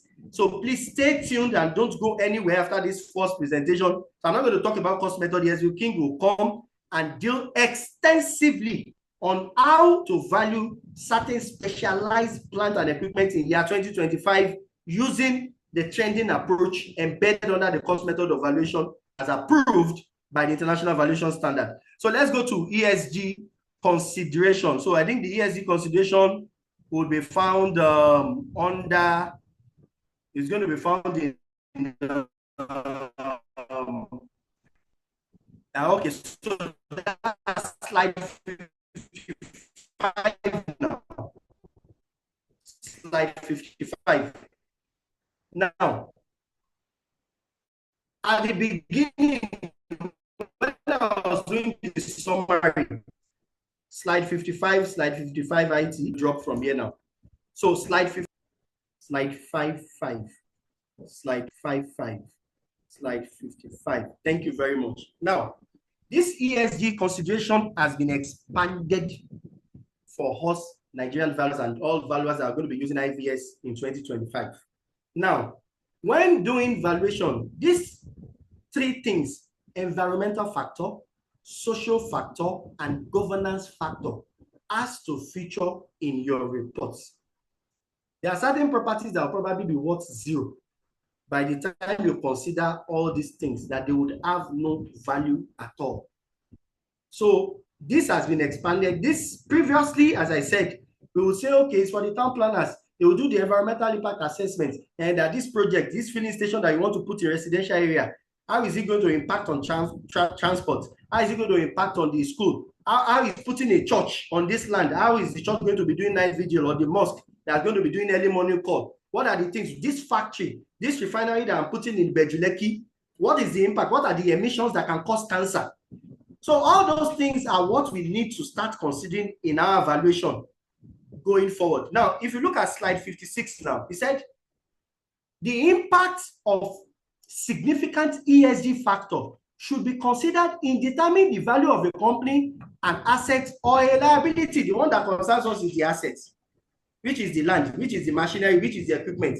So all these impacts needs to be factored into our own valuation. So if you read more about it, so what are the examples of some of these environmental factors? Let's go to the Niger Delta. We just returned from the Niger Delta. 3 minutes. Yes, I'll be done. I'll be done in 3 by 2:40 as you round up. So the ESG factor now, an example that we can all relate to. Let's go to the Niger Delta, for instance. Now we are valuing, an oil field in which all the waters in the Niger Delta has been polluted. You can see air and water pollution. All the things in that area has been polluted in the Niger Delta area. Now, biodiversity, climate change. You see what is happening in America, for God's sake now.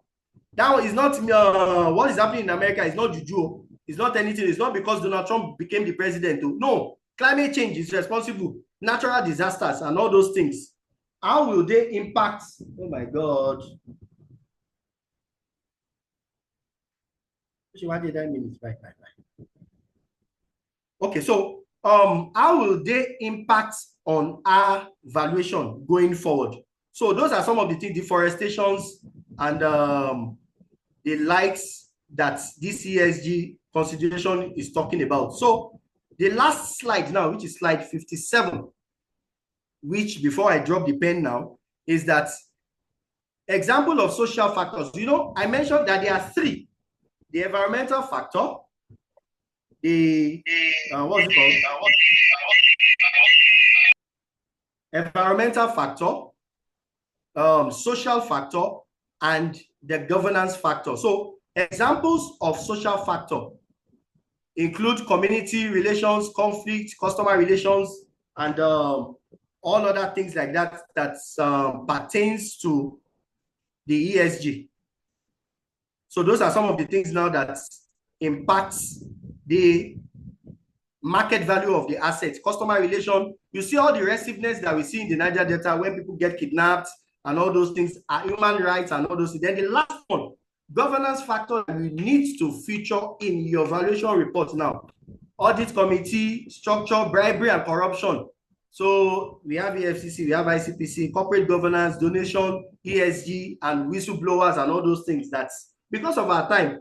Noble colleagues, honestly, we thought this is not, because of our time, this is not what we should have dealt with in 1 hour. It's a very, very elaborate. I had to skip a lot of things. Maybe if time permits and if my chairman also permits us subsequent, presentation, we will do. So in conclusion now, so a summary. So I hope now that noble colleagues and those who have joined us in the diaspora or anywhere in the world, that we've been able to understand what is required of us, that arising from this presentation, our valuations in Nigeria, either to all our stakeholders, the bank, the customers, the auditors, and even to ourselves, our own firm, would begin to follow those dictates and those principles that have been stated in the valuation standard, in order for us to have a very, very clear valuation report that will be transparent, that will be efficient, meet the purpose of use, and also be comparable and acceptable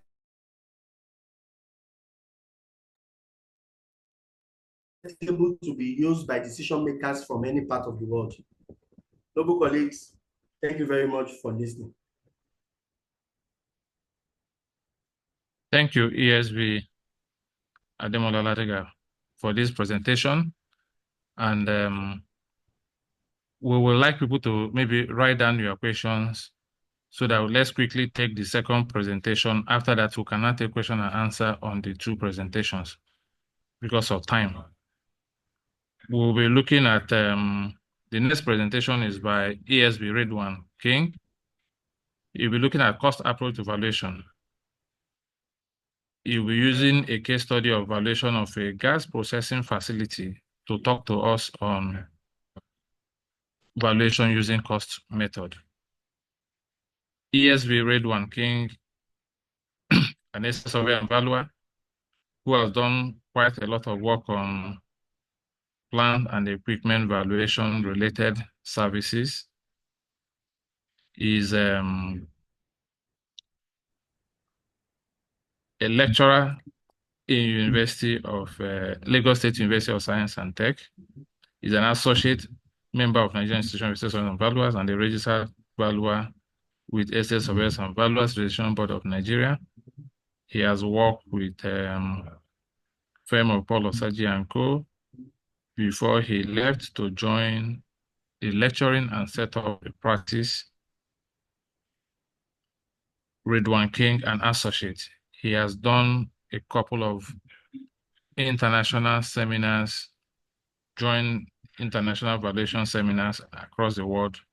He'll be speaking to us this afternoon on valuation using cost method. Redwan King, you can please take over a 1 hour presentation or so. Thank you.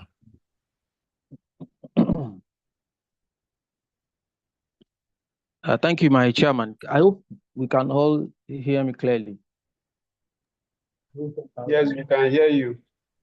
All right. So I would like the IT support to put up my slide so I can commence. IT, okay.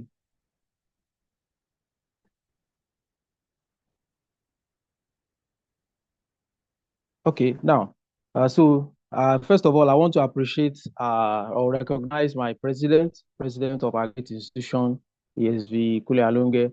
I also want to appreciate the efforts of the chairman of the Plants and Equipment Business Group, ESV Chief Kevin Ofili, and my very good friend, the secretary of that vibrant group, the person of ESV Demola Ladiga. So ladies and gentlemen, our fellow colleagues, this afternoon I'll be discussing the cost approach evaluation, and the study is the application of trending method in the evaluation of a gas processing facility. Next slide.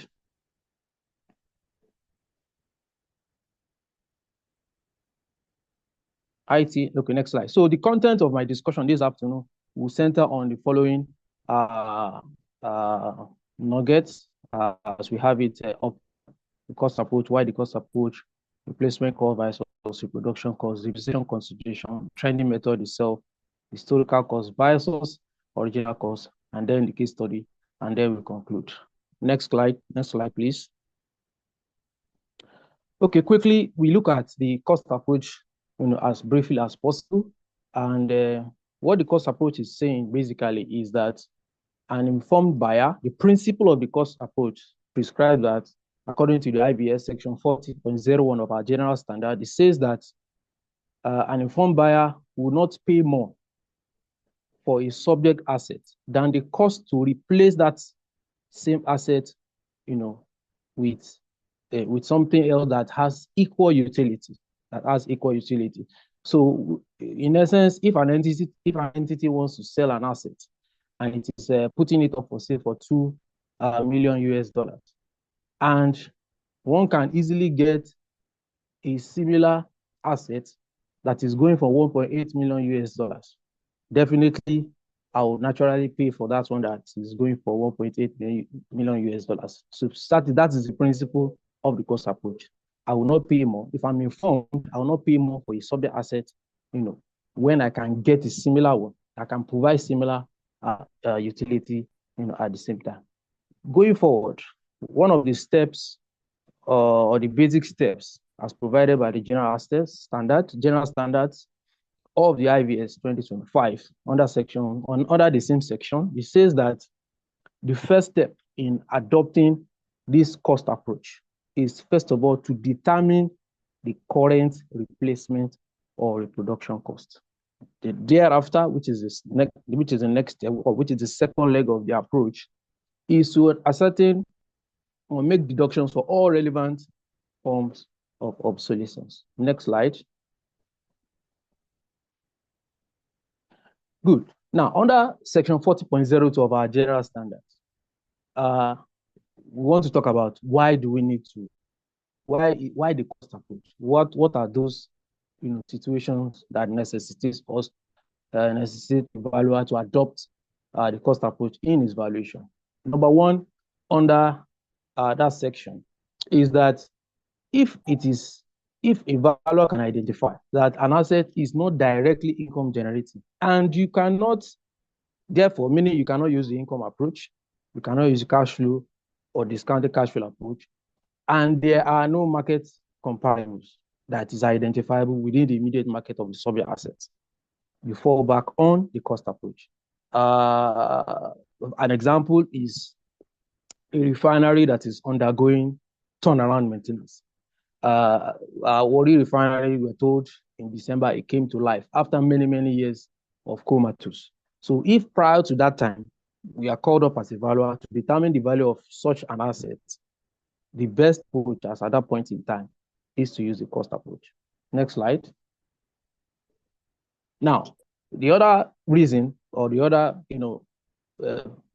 consideration or that will necessitate us using the cost approach is the fact that if the basis of value that we are considering is based on the replacement cost, for example, we are valuing for insurance purposes, we want to insure the assets. So the cost is the most likely approach that we need to deploy in such an instance. Another reason is that under this point is that if an entity is looking at the return on the assets that he has put together, the cost that he has expended on the cost that he has on the asset that he has put together to run his business, to run his enterprise, definitely that entity will want to look at the investment value as against the market value. So in such an instance, the most likely methodology or the most likely approach that we should deploy as a valuer based on our standard is to look at the cost approach. Again, if the asset was recently created or issued or sold to market participants, that one is pretty simple. The newly created, installed facility, the cost approach is most likely the best approach to determine value. Next slide. Now, if we look at section 90.01 of our asset standards, which is now we are drilling it down to specifics now under plan IBS 300, plant equipment and infrastructure. This section prescribes that if we are valuing specialized or special use facilities like a state-owned waterworks, just recently the Lagos State government put out, called for expression of interest from valuers when they wanted to determine the value of some of the state-owned assets, of which the Lagos State Water Corporation facilities were subject assets, in that respect. So obviously there are no comparables. Income could be unfeasible because of the fact that it is in a social infrastructure. So therefore, it is the cost approach that we need to deploy in this situation. Next slide.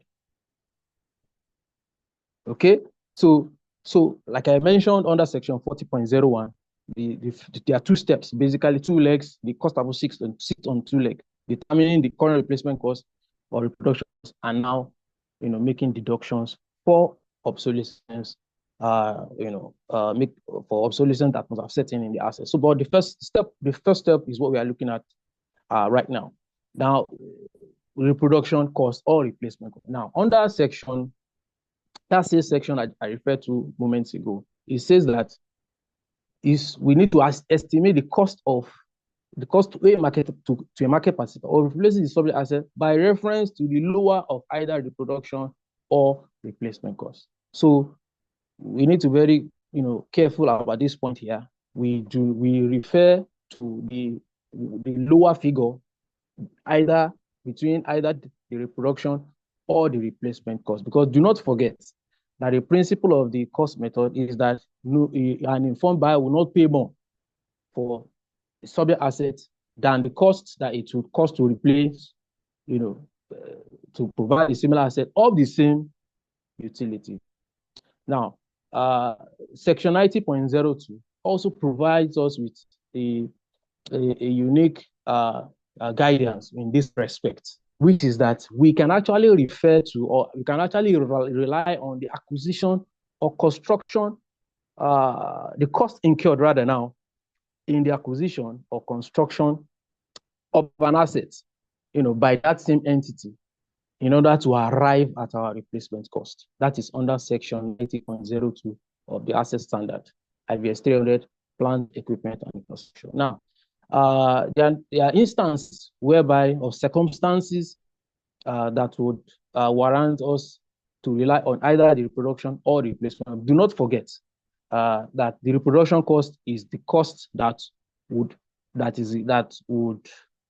provide us with a modern, that will provide us with the exactly, that will provide us with the cost of the asset as it is, in terms of design, in terms of capacity, in terms of layout, in terms of all the features, exact, replica of the subject asset. That is the reproduction cost. Now, this reproduction cost can now be appropriate according to Section A30.06 under the general standards. It can only be appropriate if, one, the cost of a modern equivalent asset is greater than the cost of recreating a replica or a subject asset.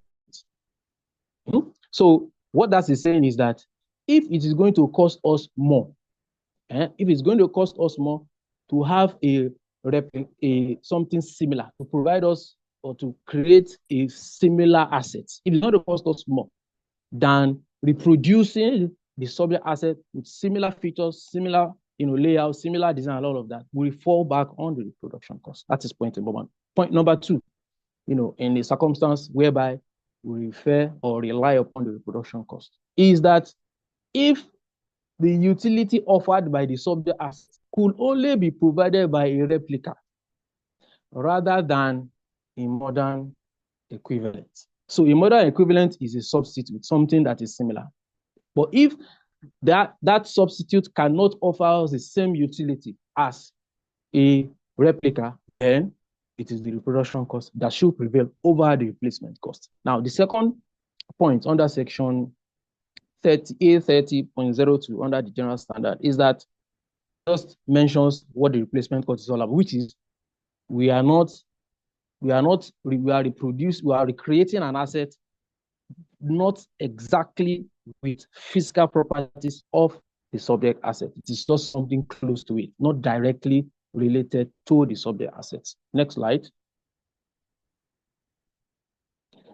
Cool. Step two, now depreciation consideration. So when you're done with resolving the headache about reproduction replacement cost, the next step is to now make deductions for depreciation.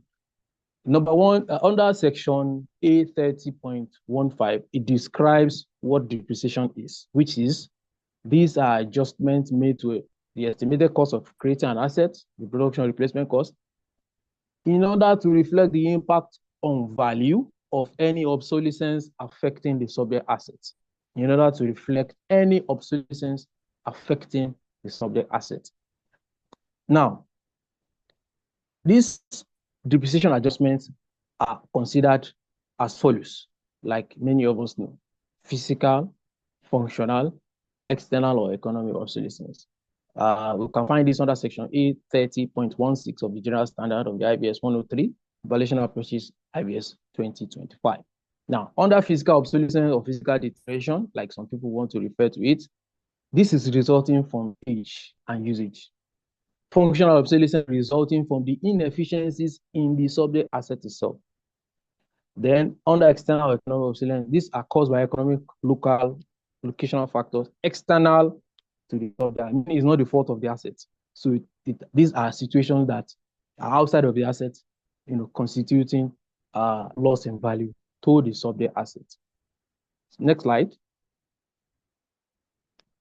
So we now want to look at physical obsolescence, deterioration, and some of this consideration for the depreciation in our plant, equipment, or infrastructure. We want to look at it one after the other. Now, under section A30.19, under the general standards, it prescribes that we can actually provide for depreciation, physical obsolescence rather, or deterioration in two ways. Is either we say we consider it using the curable physical obsolescence, what we call the cost to fix.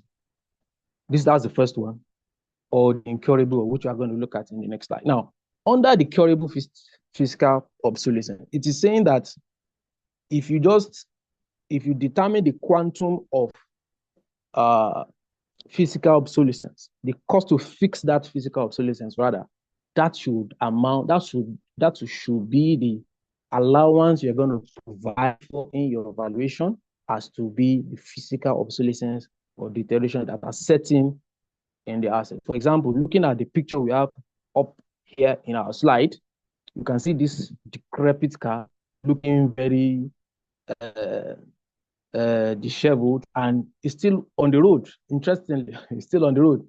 Now, the cost to fix the bodywork, to do the panel beating and all of that, to put it back in shape, would constitute our allowance for physical deterioration or obsolescence by the time we must have arrived at our replacement cost or reproduction cost, as the case may be. Next slide.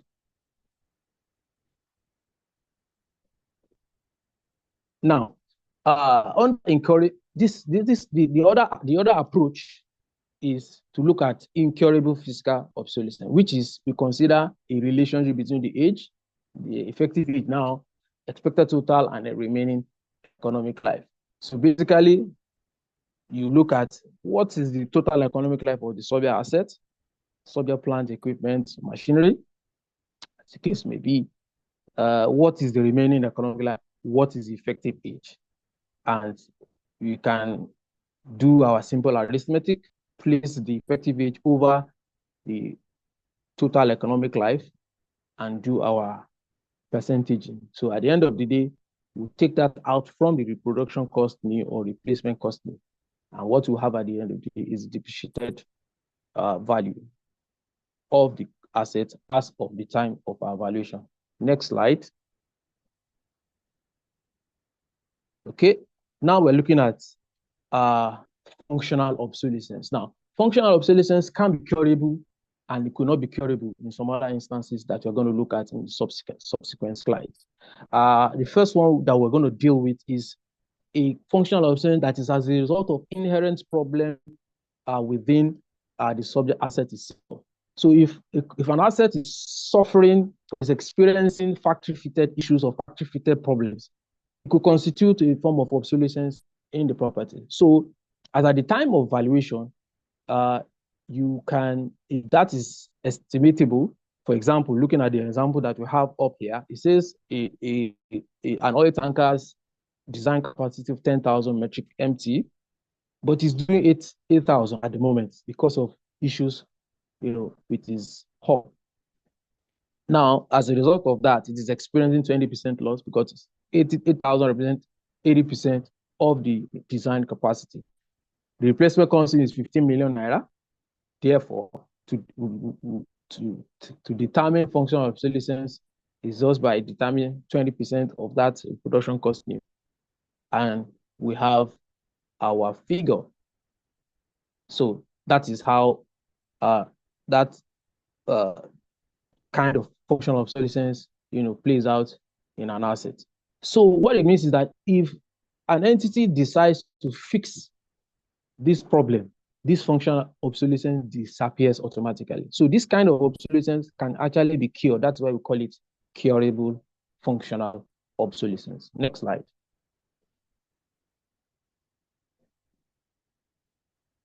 Okay, now when we delve into the general standards again under section A30.20, then 30.20, general standards IBS 103 valuation approaches, it gives us two general forms of functional obsolescence.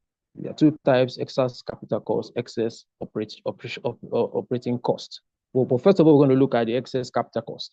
Now, this excess capital cost says that it is caused by changes in design materials of construction, technology or manufacturing technique resulting in the availability and all of that and all of that. Now, in summary, what the excess capital cost is saying is that if, as at the time of valuation, we observe that the value observes that it is the reproduction cost, the cost the cost to create an exact, replica of the subject assets is actually greater than having a substitute or a close or a similar asset, or the cost of providing a similar or close asset.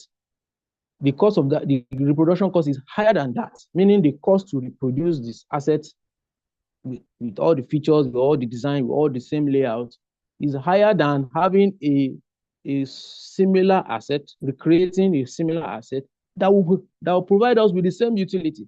If it is higher, it means that subject asset is experiencing functional obsolescence as a result of excess capital cost. Now, the difference between those two figures, especially when the production cost is higher than the replacement cost, that is the functional obsolescence. That is the quantum of functional obsolescence that the subject asset is experiencing. This is not curable, as a matter of fact.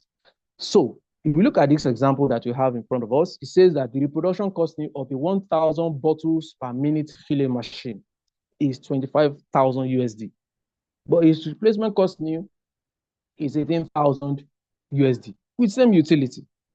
Then the functional obsolescence is the difference between that reproduction cost and the replacement cost, which is 7,000 US dollars. Next slide. Okay, so we're looking at excess operating cost, which is the other form of functional obsolescence under that section of the IBS. It says that this can be caused by improvements in design or excess capacity resulting in the availability of modern equivalent assets with lower operating costs than the subject asset. Fantastic. Now, this can be contextualized in the fact that older model machines are more costly to run than newer models. Today we have inverter, air conditioners, refrigerators, and the likes. Now, these inverter ACs, they run on a system that we call pulse width modulation. Now, this pulse width modulation system allows the inverter ACs to regulate itself, or to regulate itself or modulate itself in such a way that when in a room, when the population of occupants in the room increase, it actually provides cooling to cater for that population at that point in time. When the population in the room, or the population of occupants in the room reduces, or there are nobody in the room at that point in time, it regulates itself, meaning that it can actually modulate between a higher occupancy rate and lower occupancy rate. And by so doing, what does it do? It conserves energy. And we are told that our inverter ACs, they can actually conserve your energy by 30%. So as a result of that, what it means is that some of these inverter ACs are actually cheaper to run, when you compare them with the older ones that are non-inverter air conditioner. As a matter of fact, I learned sometimes that in a particular estate, the occupants of the estate, they were beginning to sell off their non-inverter refrigerator and air conditioner, even for free, because the energy cost was killing them, and they were migrating to inverter air conditioners. Now, if you look at this example, this says that if it costs $1,550,000 per annum to run and operate 6 number 5 HP floor unit inverter air conditioners in an event hall, while it is costing $2.56 million per annum to run and operate 6 number 5 HP floor unit non-inverter air conditioner in a similar event hall. What it means in essence is that the functional obsolescence that the non-inverter air conditioners are experiencing is the differential in the operating costs between the inverter air conditioners and the non-inverter air conditioners. So that is the difference. So when you're allowing, if you're considering functional obsolescence for the non-inverter air conditioners, this is how we look at it. Next slide.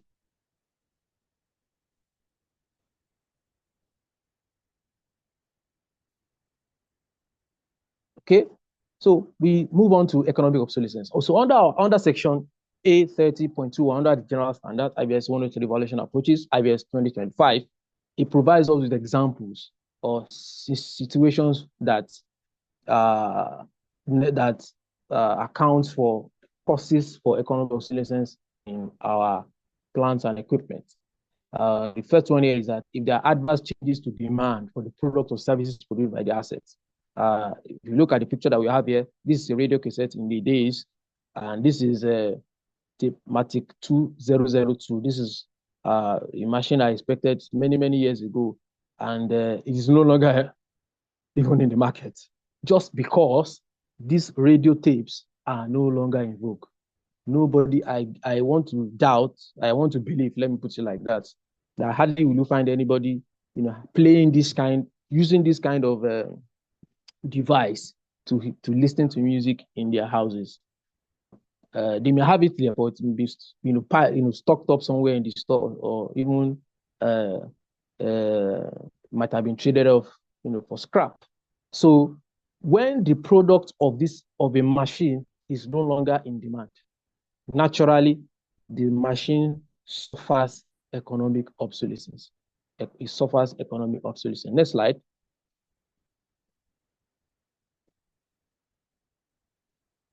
Now, the other circumstance is oversupply in the market. I mean, if you have so much of the plant, equipment, or machinery in the market, prices will drop, and that is a form of economic obsolescence.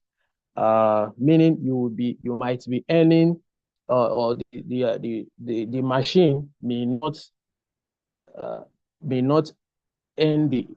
be sold at a price that is related with the cost involved with producing it, because there's oversupply. So when there's so much supply, the prices will fall, if demand is still, at the same level. Now, point C here is that a disruption or loss of supply of labor or raw material. Now, when I was at Paul Asaji, we valued Delta Steel Company, and one of those challenges that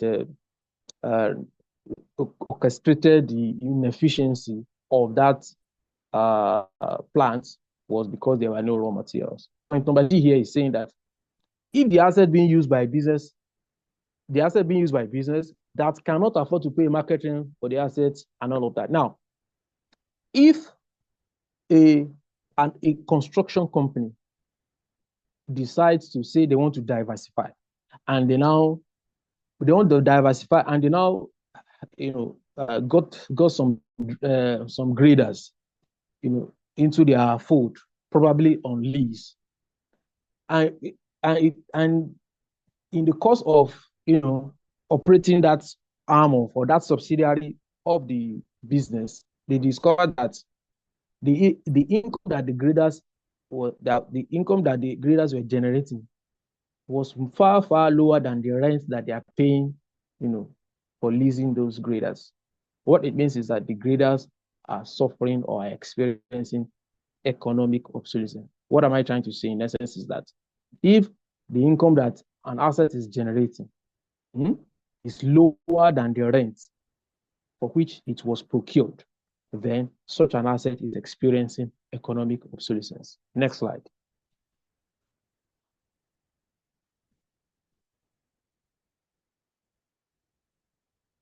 Okay. So point number E now.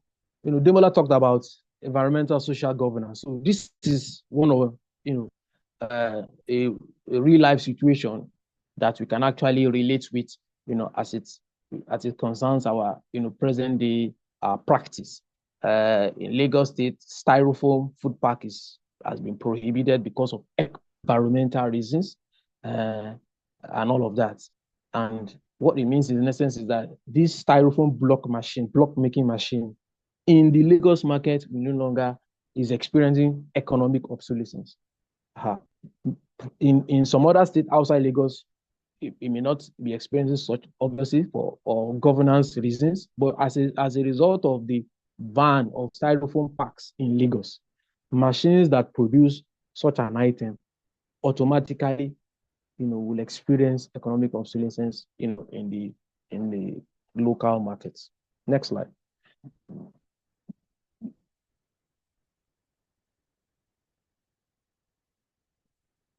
Next slide. Okay, so one way by which we provide for economic obsolescence is inutility. So inutility basically summarily is that you are producing, or you are operating is an asset is operating because of those factors that you have talked about under the under section 30A 30.21 of the general standards. The assets would definitely be under producing. It will not perform at the installed capacity. It will be performing at a capacity lower than its installed capacity. So, and the inutility is a method, or it's a methodology that offers us an opportunity to actually in quantitative terms now to provide for economic obsolescence in our valuation. Looking at the example here, a machinery has an installed capacity of 75,000 units, but it's now doing 50,000 units because of increased competition from other operators. So meaning, it speaks to the point that I thought about oversupply in the market. So 1 minus capacity B all over capacity to exponential X multiplied by 100. So where capacity B is the current operating capacity, capacity is rated capacity, while X is the exponent. Now the exponent is between 0.4 and 1.0. So you pick anything in between that spectrum and apply it to your calculation. So the calculation is pretty straightforward.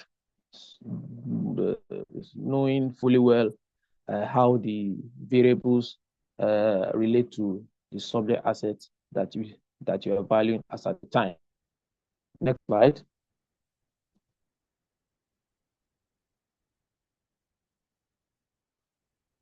Okay, so we go on to the trending method proper because okay, let me leave that point for my subsequent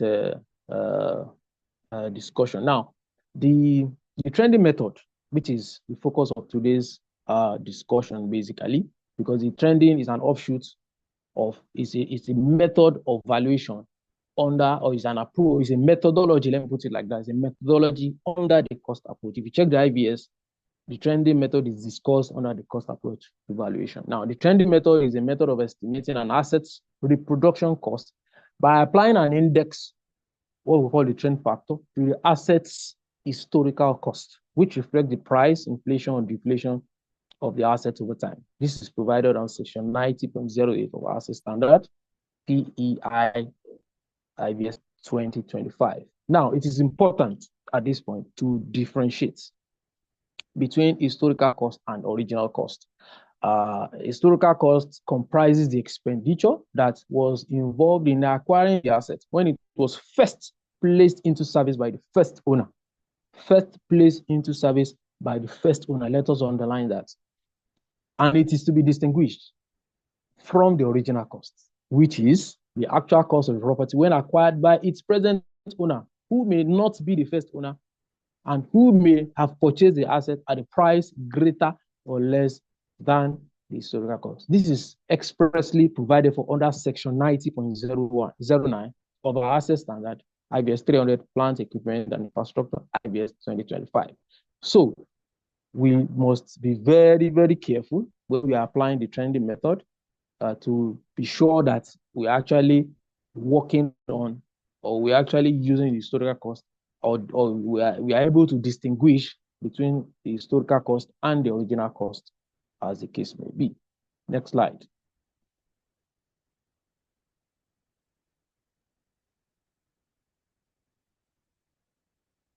Okay, now so the indices may be obtained, what we mean by consumer price index or indices, yes.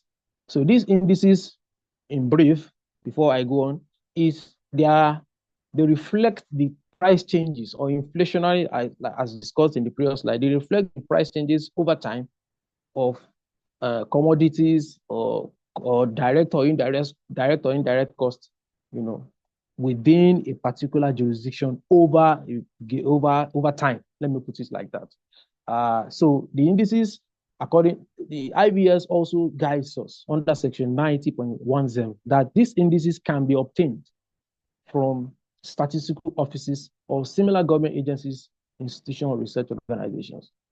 So in Nigeria, we have the National Bureau of Statistics for items that are used here, and that is their website. In the US, we Bureau of Labor Statistics.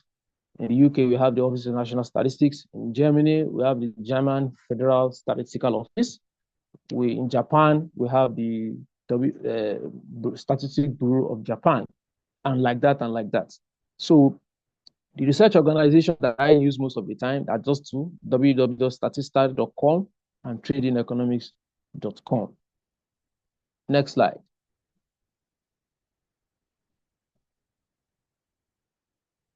So in this slide, we can play the IT support. You can just help kindly play this video for us.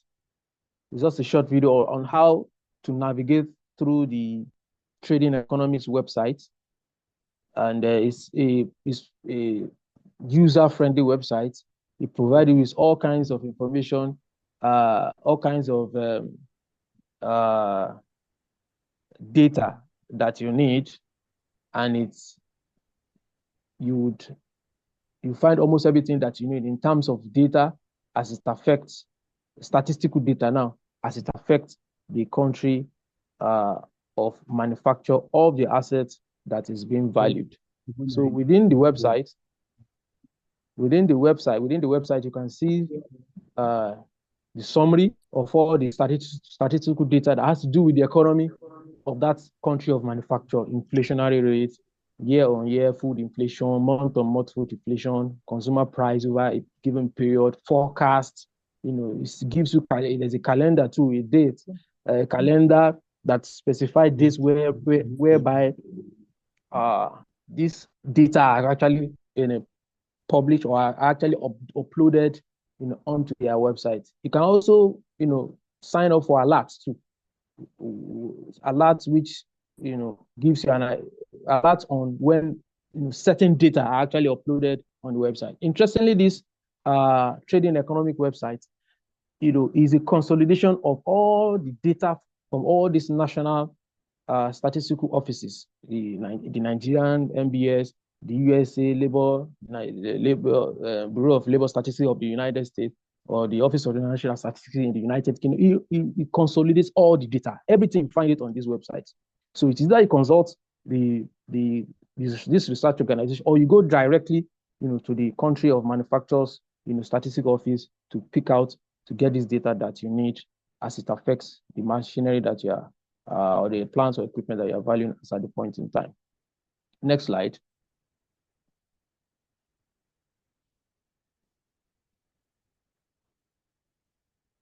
Okay, so in applying the trending method, we need to take cognizance of the following important notes as prescribed by section 90.11 of our asset standards under the IBS. Number one is that trending should not be applied to anything other than a previously determined direct replacement cost or the historical cost. I think I've said that before. So anything other than historical cost, we cannot apply trending method. B, historical costs represent a range of direct and indirect costs, equipment, labor, and all of that. So that might not correlate to a certain level. That is it. So we must drill down our research to the consumer price index, or the index that actually affects the equipment that relates to the equipment. So that relates to equipment, basically. Let me put it like that. Because the indexes for labor, the index for foundation, indexes for utilities, index for energy consumption, index for transportation costs, they are different as it affects each jurisdiction. So you must look for the index that's related to the direct cost that you actually are looking at for, which is equipment, plant, and all of that. Then trending long data historical cost can create erroneous anomalies, exactly.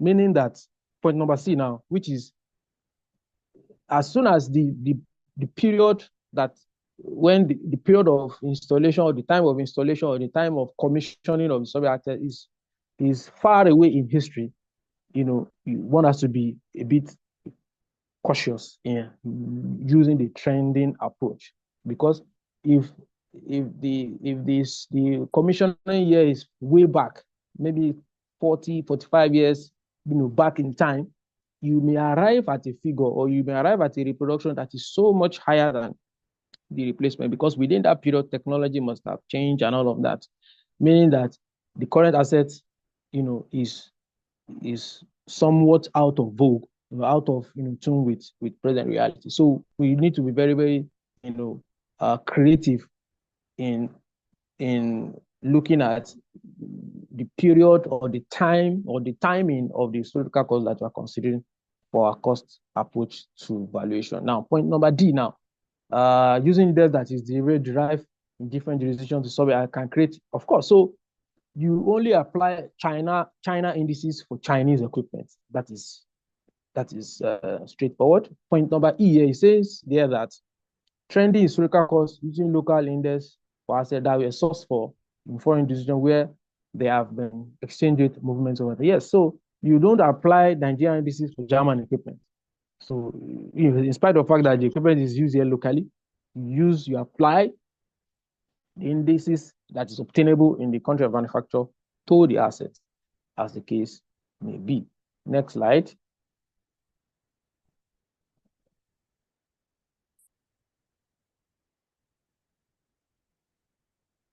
So this is the case study. This is gas receiving facility somewhere in South Nigeria. The actual name has been withheld because of non-disclosure, the non-disclosure provisions that we signed up to. So somewhere in the southern part of Nigeria, this is how the approach view of the facility. Next slide. Now, the case study, this is the data, that we gathered. Is the gas receiving facility is located in southern Nigeria. Client XYZ Energy Central. He receives his gas from the central processing facility somewhere in southern Nigeria too. The product is dry gas. This dry gas is used to power plants, within the local market. It is operating on the operating capacity is presently 31 million standard cubic feet per day. It was commissioned in the year 2012. Date of valuation is June 2024. The expected economic life is 30 years. Effective age is 12 years. And the historical cost is 48 million USD. And the manufacturer, the specification of this plant is American spec. All of the equipment are from the US. All of the equipment are from the next slide. So the case study, the trend data now. So like I said, country of manufacturers, USA, the valuation date, June 2024, the base year, 2012. And the consumer price index as of 2012, as at the time of installation, is 229.60. Because remember, do not forget, the historical cost is when it was first put into use. And that is the year 2012. And the source is what we have there. Now, for the 2024 CPI, we got 314.18. Therefore, our index factor, how do we calculate it, is to place the consumer price index of the current year over that of the base year, which is the year of installation or year of commissioning, and we arrive at that index factor of 1.37. Next slide. So the case study, so this is the evaluation procedure, briefly. So we have our historical cost up there, multiplied by our index factor. Now, if you check very well, our CPI is as at 30th of June 2024, because as at the time we valued, the year had not run out. So what we got from our statistical research organization is to determine the CPI for that month of our valuation. And you easily was available on the website. So you apply that over the CPI for the base year, and you arrive at your index factor, or what you call the trend factor. So it gave us our replacement cost today. Then we allowed for physical obsolescence, or physical deterioration. Thereafter, we allowed for, as at the time of inspection, the plant was not experiencing any form of functional obsolescence. Likewise, none in terms of economic obsolescence. At the end of the day, we converted our depreciated replacement cost now to Naira value as the exchange rate as at the date of valuation. So in conclusion, I must repeat again that we must apply all level of all the high level of professional judgment. Next slide. Okay, we are there now. So we must apply all a high level of professional judgment when we are dealing with the trending method, as an offshoot of the cost approach, so that we don't arrive at erroneous figures.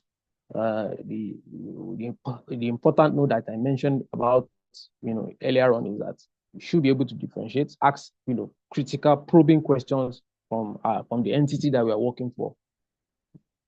Based on the information provided, is this the cost as at the time it was first put into use? Is this the cost? Did you obtain the item as used? Did you obtain the plant as used, and all of that? So this will tell you whether the plant or machinery that you are considering, or the cost that you are considering, is actually a historical cost or original cost, so that you don't arrive at a figure that is erroneous and that may mislead the entity at the end of the day. The last thing I want to mention again is that for going forward, as mentioned by Demola, some of these, sections in the IVS, we need to, make it a critical part of our valuation reporting. Because when the client sees it, when the entity sees it, and when they see that you are referring to, sections in your standards, it gives them a lot of confidence that they're actually dealing with a professional that understand the standard and that is actually applying it, in real time. Thank you for listening. I really appreciate this opportunity, and I hope I've provided the form of information as little as it appears.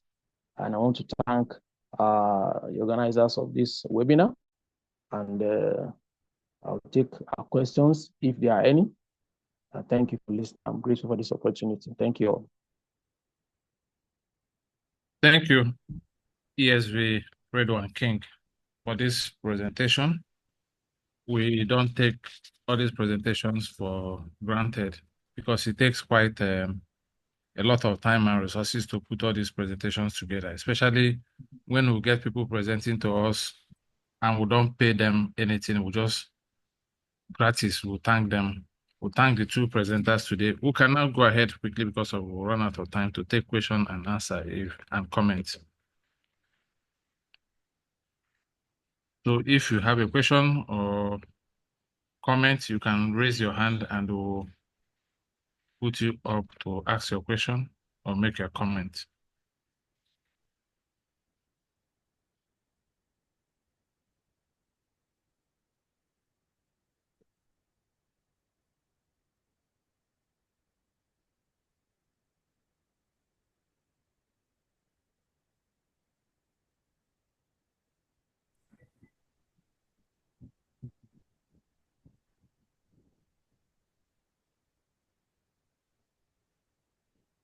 If we don't have question and answer, okay, we can see Bello Yakini's hand up.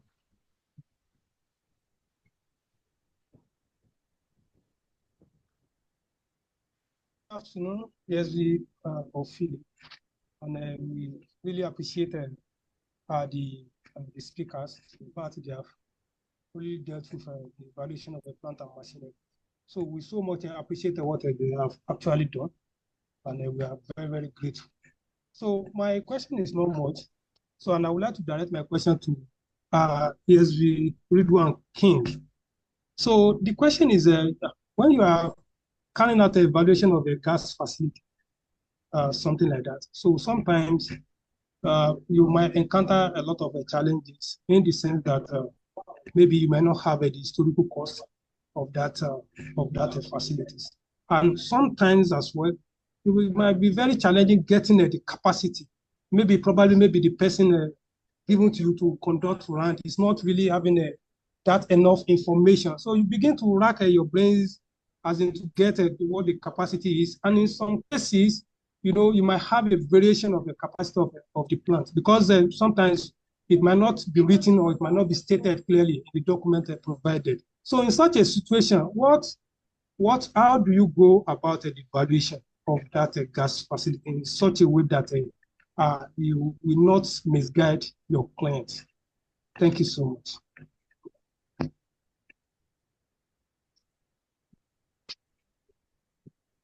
Okay. Okay. Red one, do you want to Can I take the response now? can I respond? Go ahead, please. Okay. So thank you very much for your question, sir. So the first thing is, well, I want to doubt that an entity would not know that is operating a gas facility will not be aware of the capacity of the assets that they are actually operating. So that is point number one. But in spite of, if that is the case, then you would, like Demola mentioned, you might have to consult an expert, probably because before you go to site at all, you must have required for certain basic information about the facility, and which they should provide technical details of the facility that which they should provide. And by the time you are going there, or by the time you are consulting an expert, that expert can give you an idea based on the technical details that you have that, well, this facility should be running on this kind of capacity. So, but in most cases, I want to believe the entity should have that information. They should have technical guys on ground that should be able to give you an idea. Interestingly, the person dealing with you, maybe from the head office, may not have the technical details or technical information that compared to those on the field or those operating the facility. Do you understand? So when you are on site, you must ask all kinds of questions, and so that you be sure that this is the capacity we are dealing with and all of that. Then the second leg of a question is, if you don't have information about historical costs, there's no problem.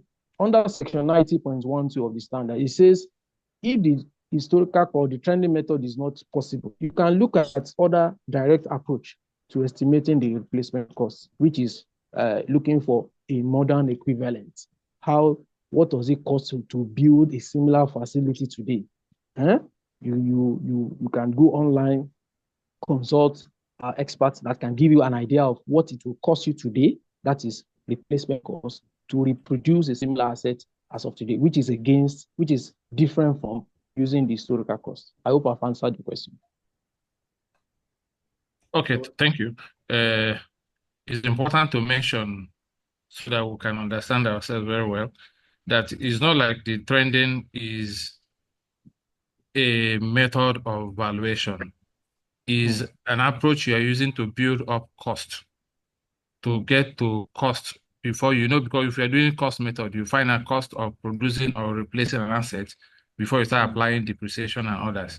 So we use trending when you don't have that current cost of the asset to build up current cost using the information you have. If you have the cost as when it was built, you can use trending to build up cost of reproducing or replacing that asset.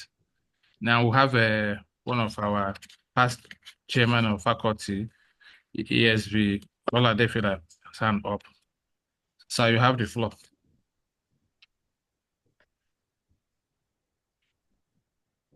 I think it needs to be unmuted. IT, Can please assist IT us. please assist ESB Oladefila to unmute?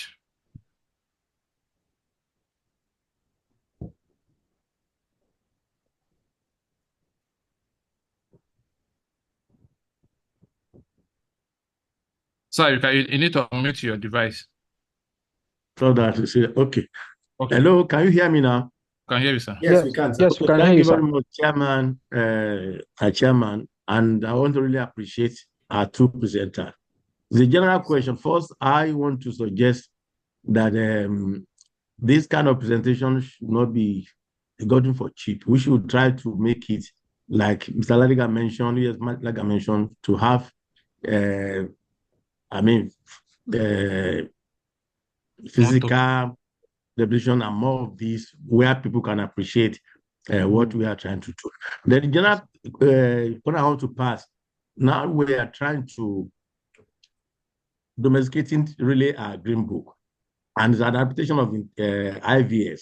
How do we report? Usually when we do evaluation, we report the IVS. How do we now try to report in line with IVS, our green book in our report, so that it's properly entrenched and so that it can have the kind of effect. Yes, since it's an adaptation of the IVS substantially, because I remember one of the meetings, the PPC of SFABOT, we're looking at the amendment, the new green book, and we're saying that let's wait for some section of it, let's wait for the 2025 IVS. So I just wonder what the institution could do or SFABON could do to make sure that the reporting refer to the Green Book section and relate to what the IVS, since it's an adaptation of the IVS. That's just my general comment. Thank you. Okay. Yes, Bidemola, are you taking it or I should just? So you will take. I'll just take Okay. a little and then you take. Thank you, sir, for So because your comment. What happens is that IVS is an international standard setting body. Now, what happens is that when they set all these standards at international level, countries are allowed to adapt it or adopt it. When you adopt it, you just take everything complete the way they said it. When you adapt it, you can adapt and add some things to help your local operations, but you will not remove from the content.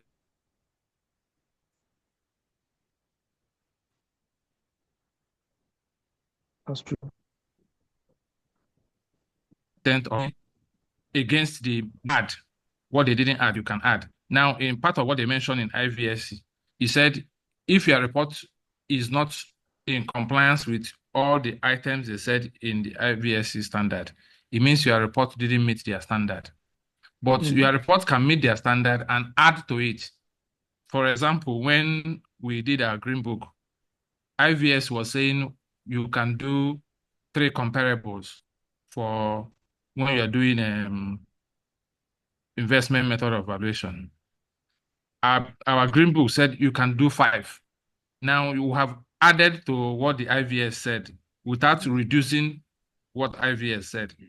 IVS will allow it. Now, what happens in adapting all these laws is that if you use IVS to do valuation for somebody in Nigeria, nobody will go to Nigerian court to sue you that you didn't meet IVS standard, because there's no law in Nigeria that requires you to meet IVS standard.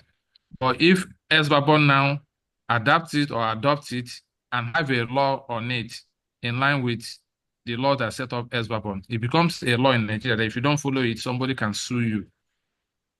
That's usually why and when they do all these laws, they always mention that this is in line with what IVS said, and any subsequent amendment they could have done in particular. So if it is in line with IVS 2022 and any subsequent amendment. So if they have any subsequent amendment, it takes care of it. For example, a Nigerian Financial Reporting Council is bringing out their own regulation.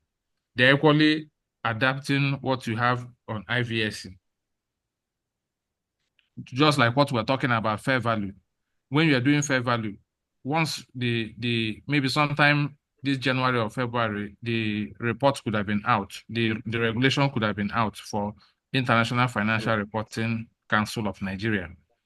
They're equally picking things from IVSC, but they are now saying that if you don't follow it now to do a report for financial reporting purpose, you do evaluation for financial reporting purpose in Nigeria, and you don't follow the standards, you can be sued. Somebody can challenge you in court in Nigeria. And note, let me mention here before we wind down, so that we don't, I noted it when they were doing presentation. For fair value, if you're doing any valuation for financial reporting. Once an entity call you to do valuation for them, ask them, this report valuation I want to do for you, are you going to use it for reporting in your books for accounting reporting? If they say yes, the opinion you will have in your valuation will be fair value. You will no longer mention market value. You mention fair value. That's Absolutely. why you have that in line with IFRS 13.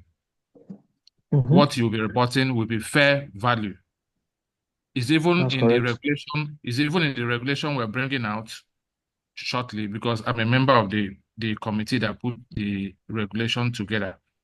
If they use valuation, you mention market value and use it to do financial reporting, we'll call it is what we call it in the regulation. That is not acceptable. That report, that financial report, even the auditor will query it and flag it.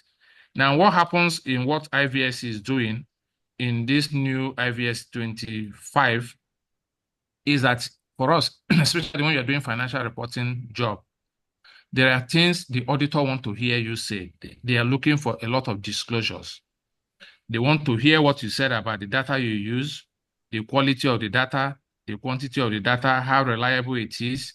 They want to hear you talk about risk. What are the valuation risks you've encountered? You must tell the person using the report. The inputs you use. What are the observable data? There are a lot of languages they now want us to mention in our report. Now, if you do valuation if you are talking of fair value, if you use market approach, you have to tell them levels of the data you use.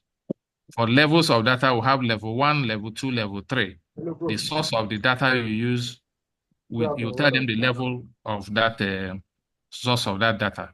So there are a lot of things we need to go back and read, because moving forward, especially when you do report now that we used by one of the big fours in the accounting firms, you'll be receiving a lot of backlashes. And we don't want our colleagues to fall into that trap. People, please help us go and read To be this done, IVS let me see, 2025 will be let's say by in 4:15. read one. You need to move to your device. The people need to go and read the IVS 2025, which is available at IVS website now. There's a lot you will read, a lot you will see that they want us to disclose in our evaluation reports to make your report compliant. So when you just said my report is in line with IVS standard, but those disclosures they say you should make, you didn't make them. The report is not compliant with IVS standard and is not acceptable moving forward. Okay. Thank you. Do we have any other? Someone asked a question, sir, my chairman. Okay. Asked a question. He said,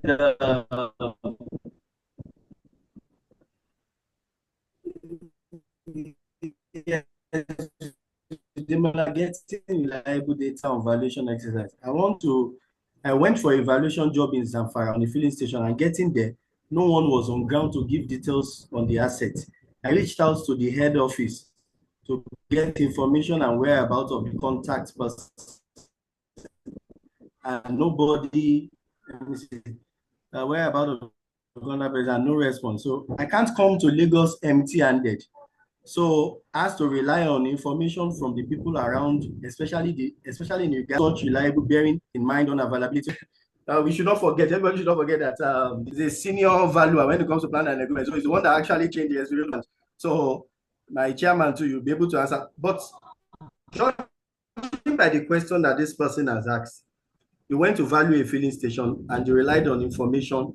Filling station is one of the specialized assets because they are underground tanks with different capacities. You have the pumps, you have the canopy and all those. So I don't really understand what he's saying, that he had to rely on information on people on ground. If you don't have adequate information, rather than you say, because what he's saying now is that I don't want to come to Lagos empty-handed. So I now relied on information on people around, especially in regards to the land and building. These are the pumps and all those other information. If you don't have information at all, it is better. My chairman, correct me, it is better to avoid that job than you saying you relied on an unreliable. because that IVS 106 that is talking about data and inputs, whatever you relied on, your source, as Yezuruduan mentioned, the CPI that we did, consumer price indexing and all those things. If you don't have reliable information, rather than going to embarrass the institution or embarrassing your firm, it's best you just leave that work. Or I don't know if I'm making sense, because what he's saying now, you went to do a filling station, you don't have information, you don't want to come to Lagos handed. Desperation comes in, Mr. My chairman, desperation comes in because of the fee is going to be paid. Maybe you took a flight to the so I don't know. It's better not to do the job. Come back to Lagos empty-handed and then ask for, because to add to it, sir, because a lot of people did not understand what myself and went through. That little presentation that he did, how will I put it now? One of our like mucus almost came out from one nose and entered the other nose because of what we went through, valuing an asset of over almost 2 trillion naira. At some point that we almost felt that, hey, what have we gotten ourselves into? But the ideas of some of the training, you looking at the chairman of our faculty, some other things, I think I remember even calling you at some point and say, hey, when we have this thing. So there are certain things that valuers should not even get themselves into, than you saying, okay, because I want to fulfill all righteousness, let me just do this. Part of what you are saying, that we are going to put ourselves in a lot of trouble if we don't have adequate information. It is better for you not to do it at all. Run away and protect your integrity than trying to say, okay, I want to do it and run into trouble. I don't know if there's any other thing to add to that. Sure. Is the same thing I just said. We said there's a lot of, you are required to now make a lot of disclosures in your report. You will tell us the source of the data you use when you carry that evaluation, and tell us how reliable that source was and the risk associated to the source of your data. You have to mention it in your report. So you go think about it. If you don't get information from the right source and you mention it in your report, the end users will know how to use your report, because they will not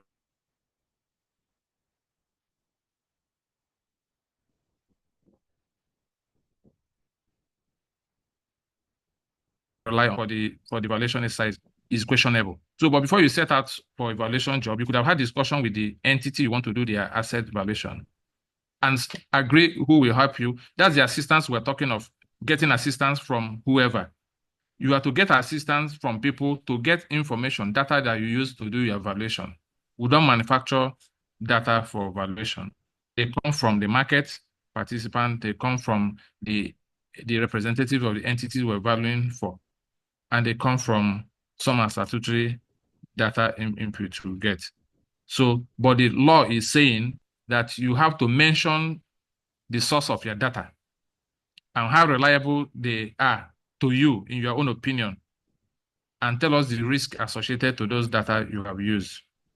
That's what it is. So when you now mention that you didn't get information from the right source, then you can imagine how they use their report.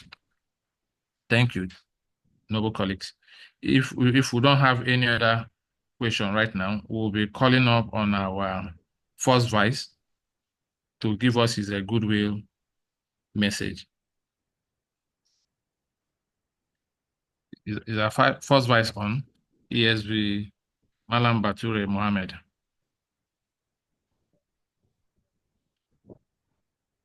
IT is first vice on.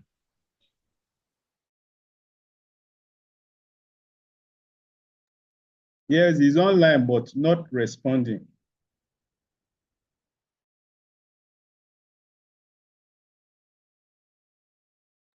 Can we put a call through to him? Maybe a message while we have some little chit chats, so that at least by 4 p.m. everybody is out of here. Sure. Let me call them.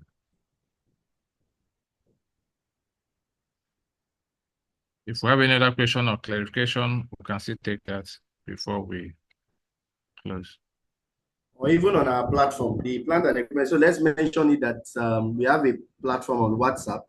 So people are free to join, and then you continue. This engagement can continue. Okay, I think the first vice is on now. Kindly unmute him. Our first vice, you're welcome. And it's time for us to take a goodwill message. Thank you very much, I hope I am being heard. We can hear you very well. Thank you. Thank you very much, Mr. Chairman. Before I go through my goodwill message, I want to equally lend a word to the man who went to Zamfara to do valuation, and he said he doesn't want to come back to Lagos empty-handed.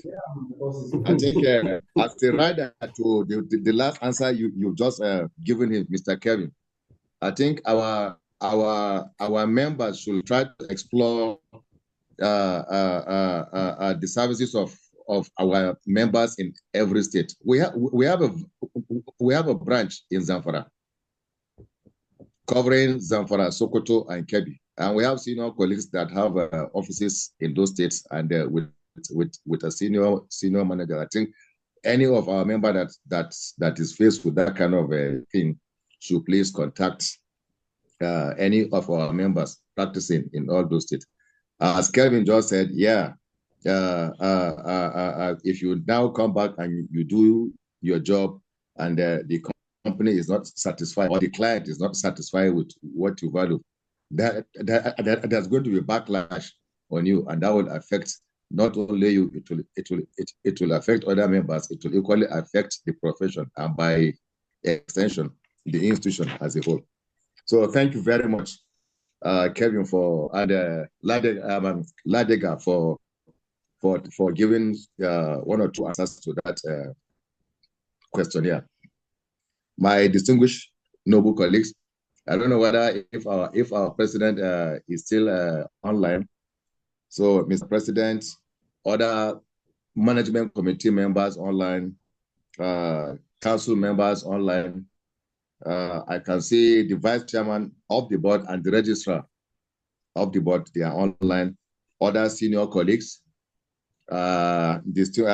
distinguished noble colleagues of our great institution.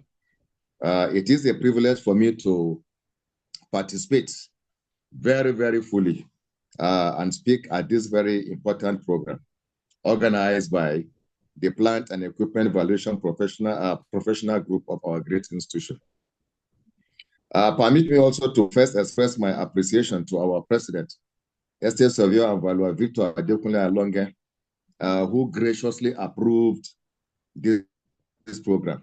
And again, to the chairman himself of a Plant and Equipment Professional Group, Estate Surveyor and Valuer Kevin Nofili, for inviting me to be part of this program right from the inception day.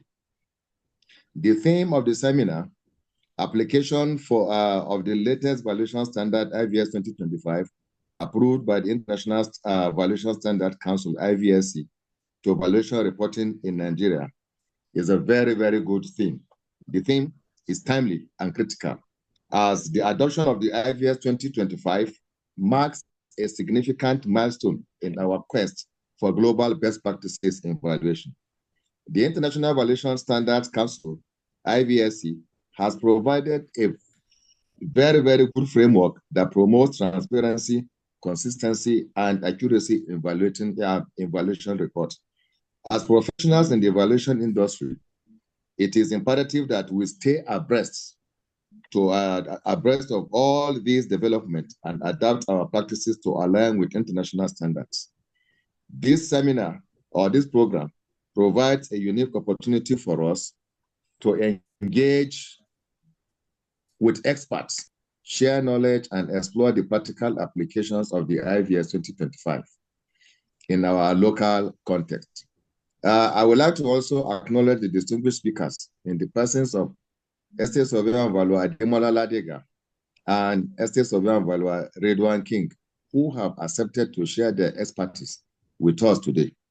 Their presence here today is a testament of their commitment to advancing the profession in promoting best practices. I am confident that their presentations will be informative, or is being informative, as I am talking after their own presentation. So their presentation is being informative, engaging, and though provoking. Distinguished noble colleagues and participants at this summit, while commending the organizers for their foresight and dedication to promoting excellence in our professional or profession through best practices. I encourage all of us or all of you to participate actively in the discussion. Let us ask questions and share our own experience. It is expected that the outcome will add substantial value to the debate on the appropriate routes of building a more viral economy to our institution and to our country at large. Thank you very much, and God bless. Long live Nigerian Institutional Estate Surveyors and Valuers. Long live Federal Republic of Nigeria. Thank you. Thank you, our first vice, for your time. We'll thank our President and Chairman of Council for his time too, and thank all our institution leaders that find time to join this webinar series today. We can't thank the presenters enough. ESV Ademola Ladega, the ESV Redwan King, for the job well done today. And we'll thank the IT support of the institution for giving us the support to do this webinar. Noble colleagues, at this point, we'll have to call it a day, and we'll look forward to seeing you in our future series. Though we'll begging you that in the future series, we might be asking for little token support to get this thing powered so that it will continue to run. Thank you, noble colleagues, and have a good evening. Thank you.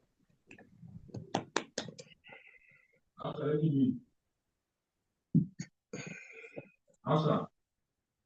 Yeah.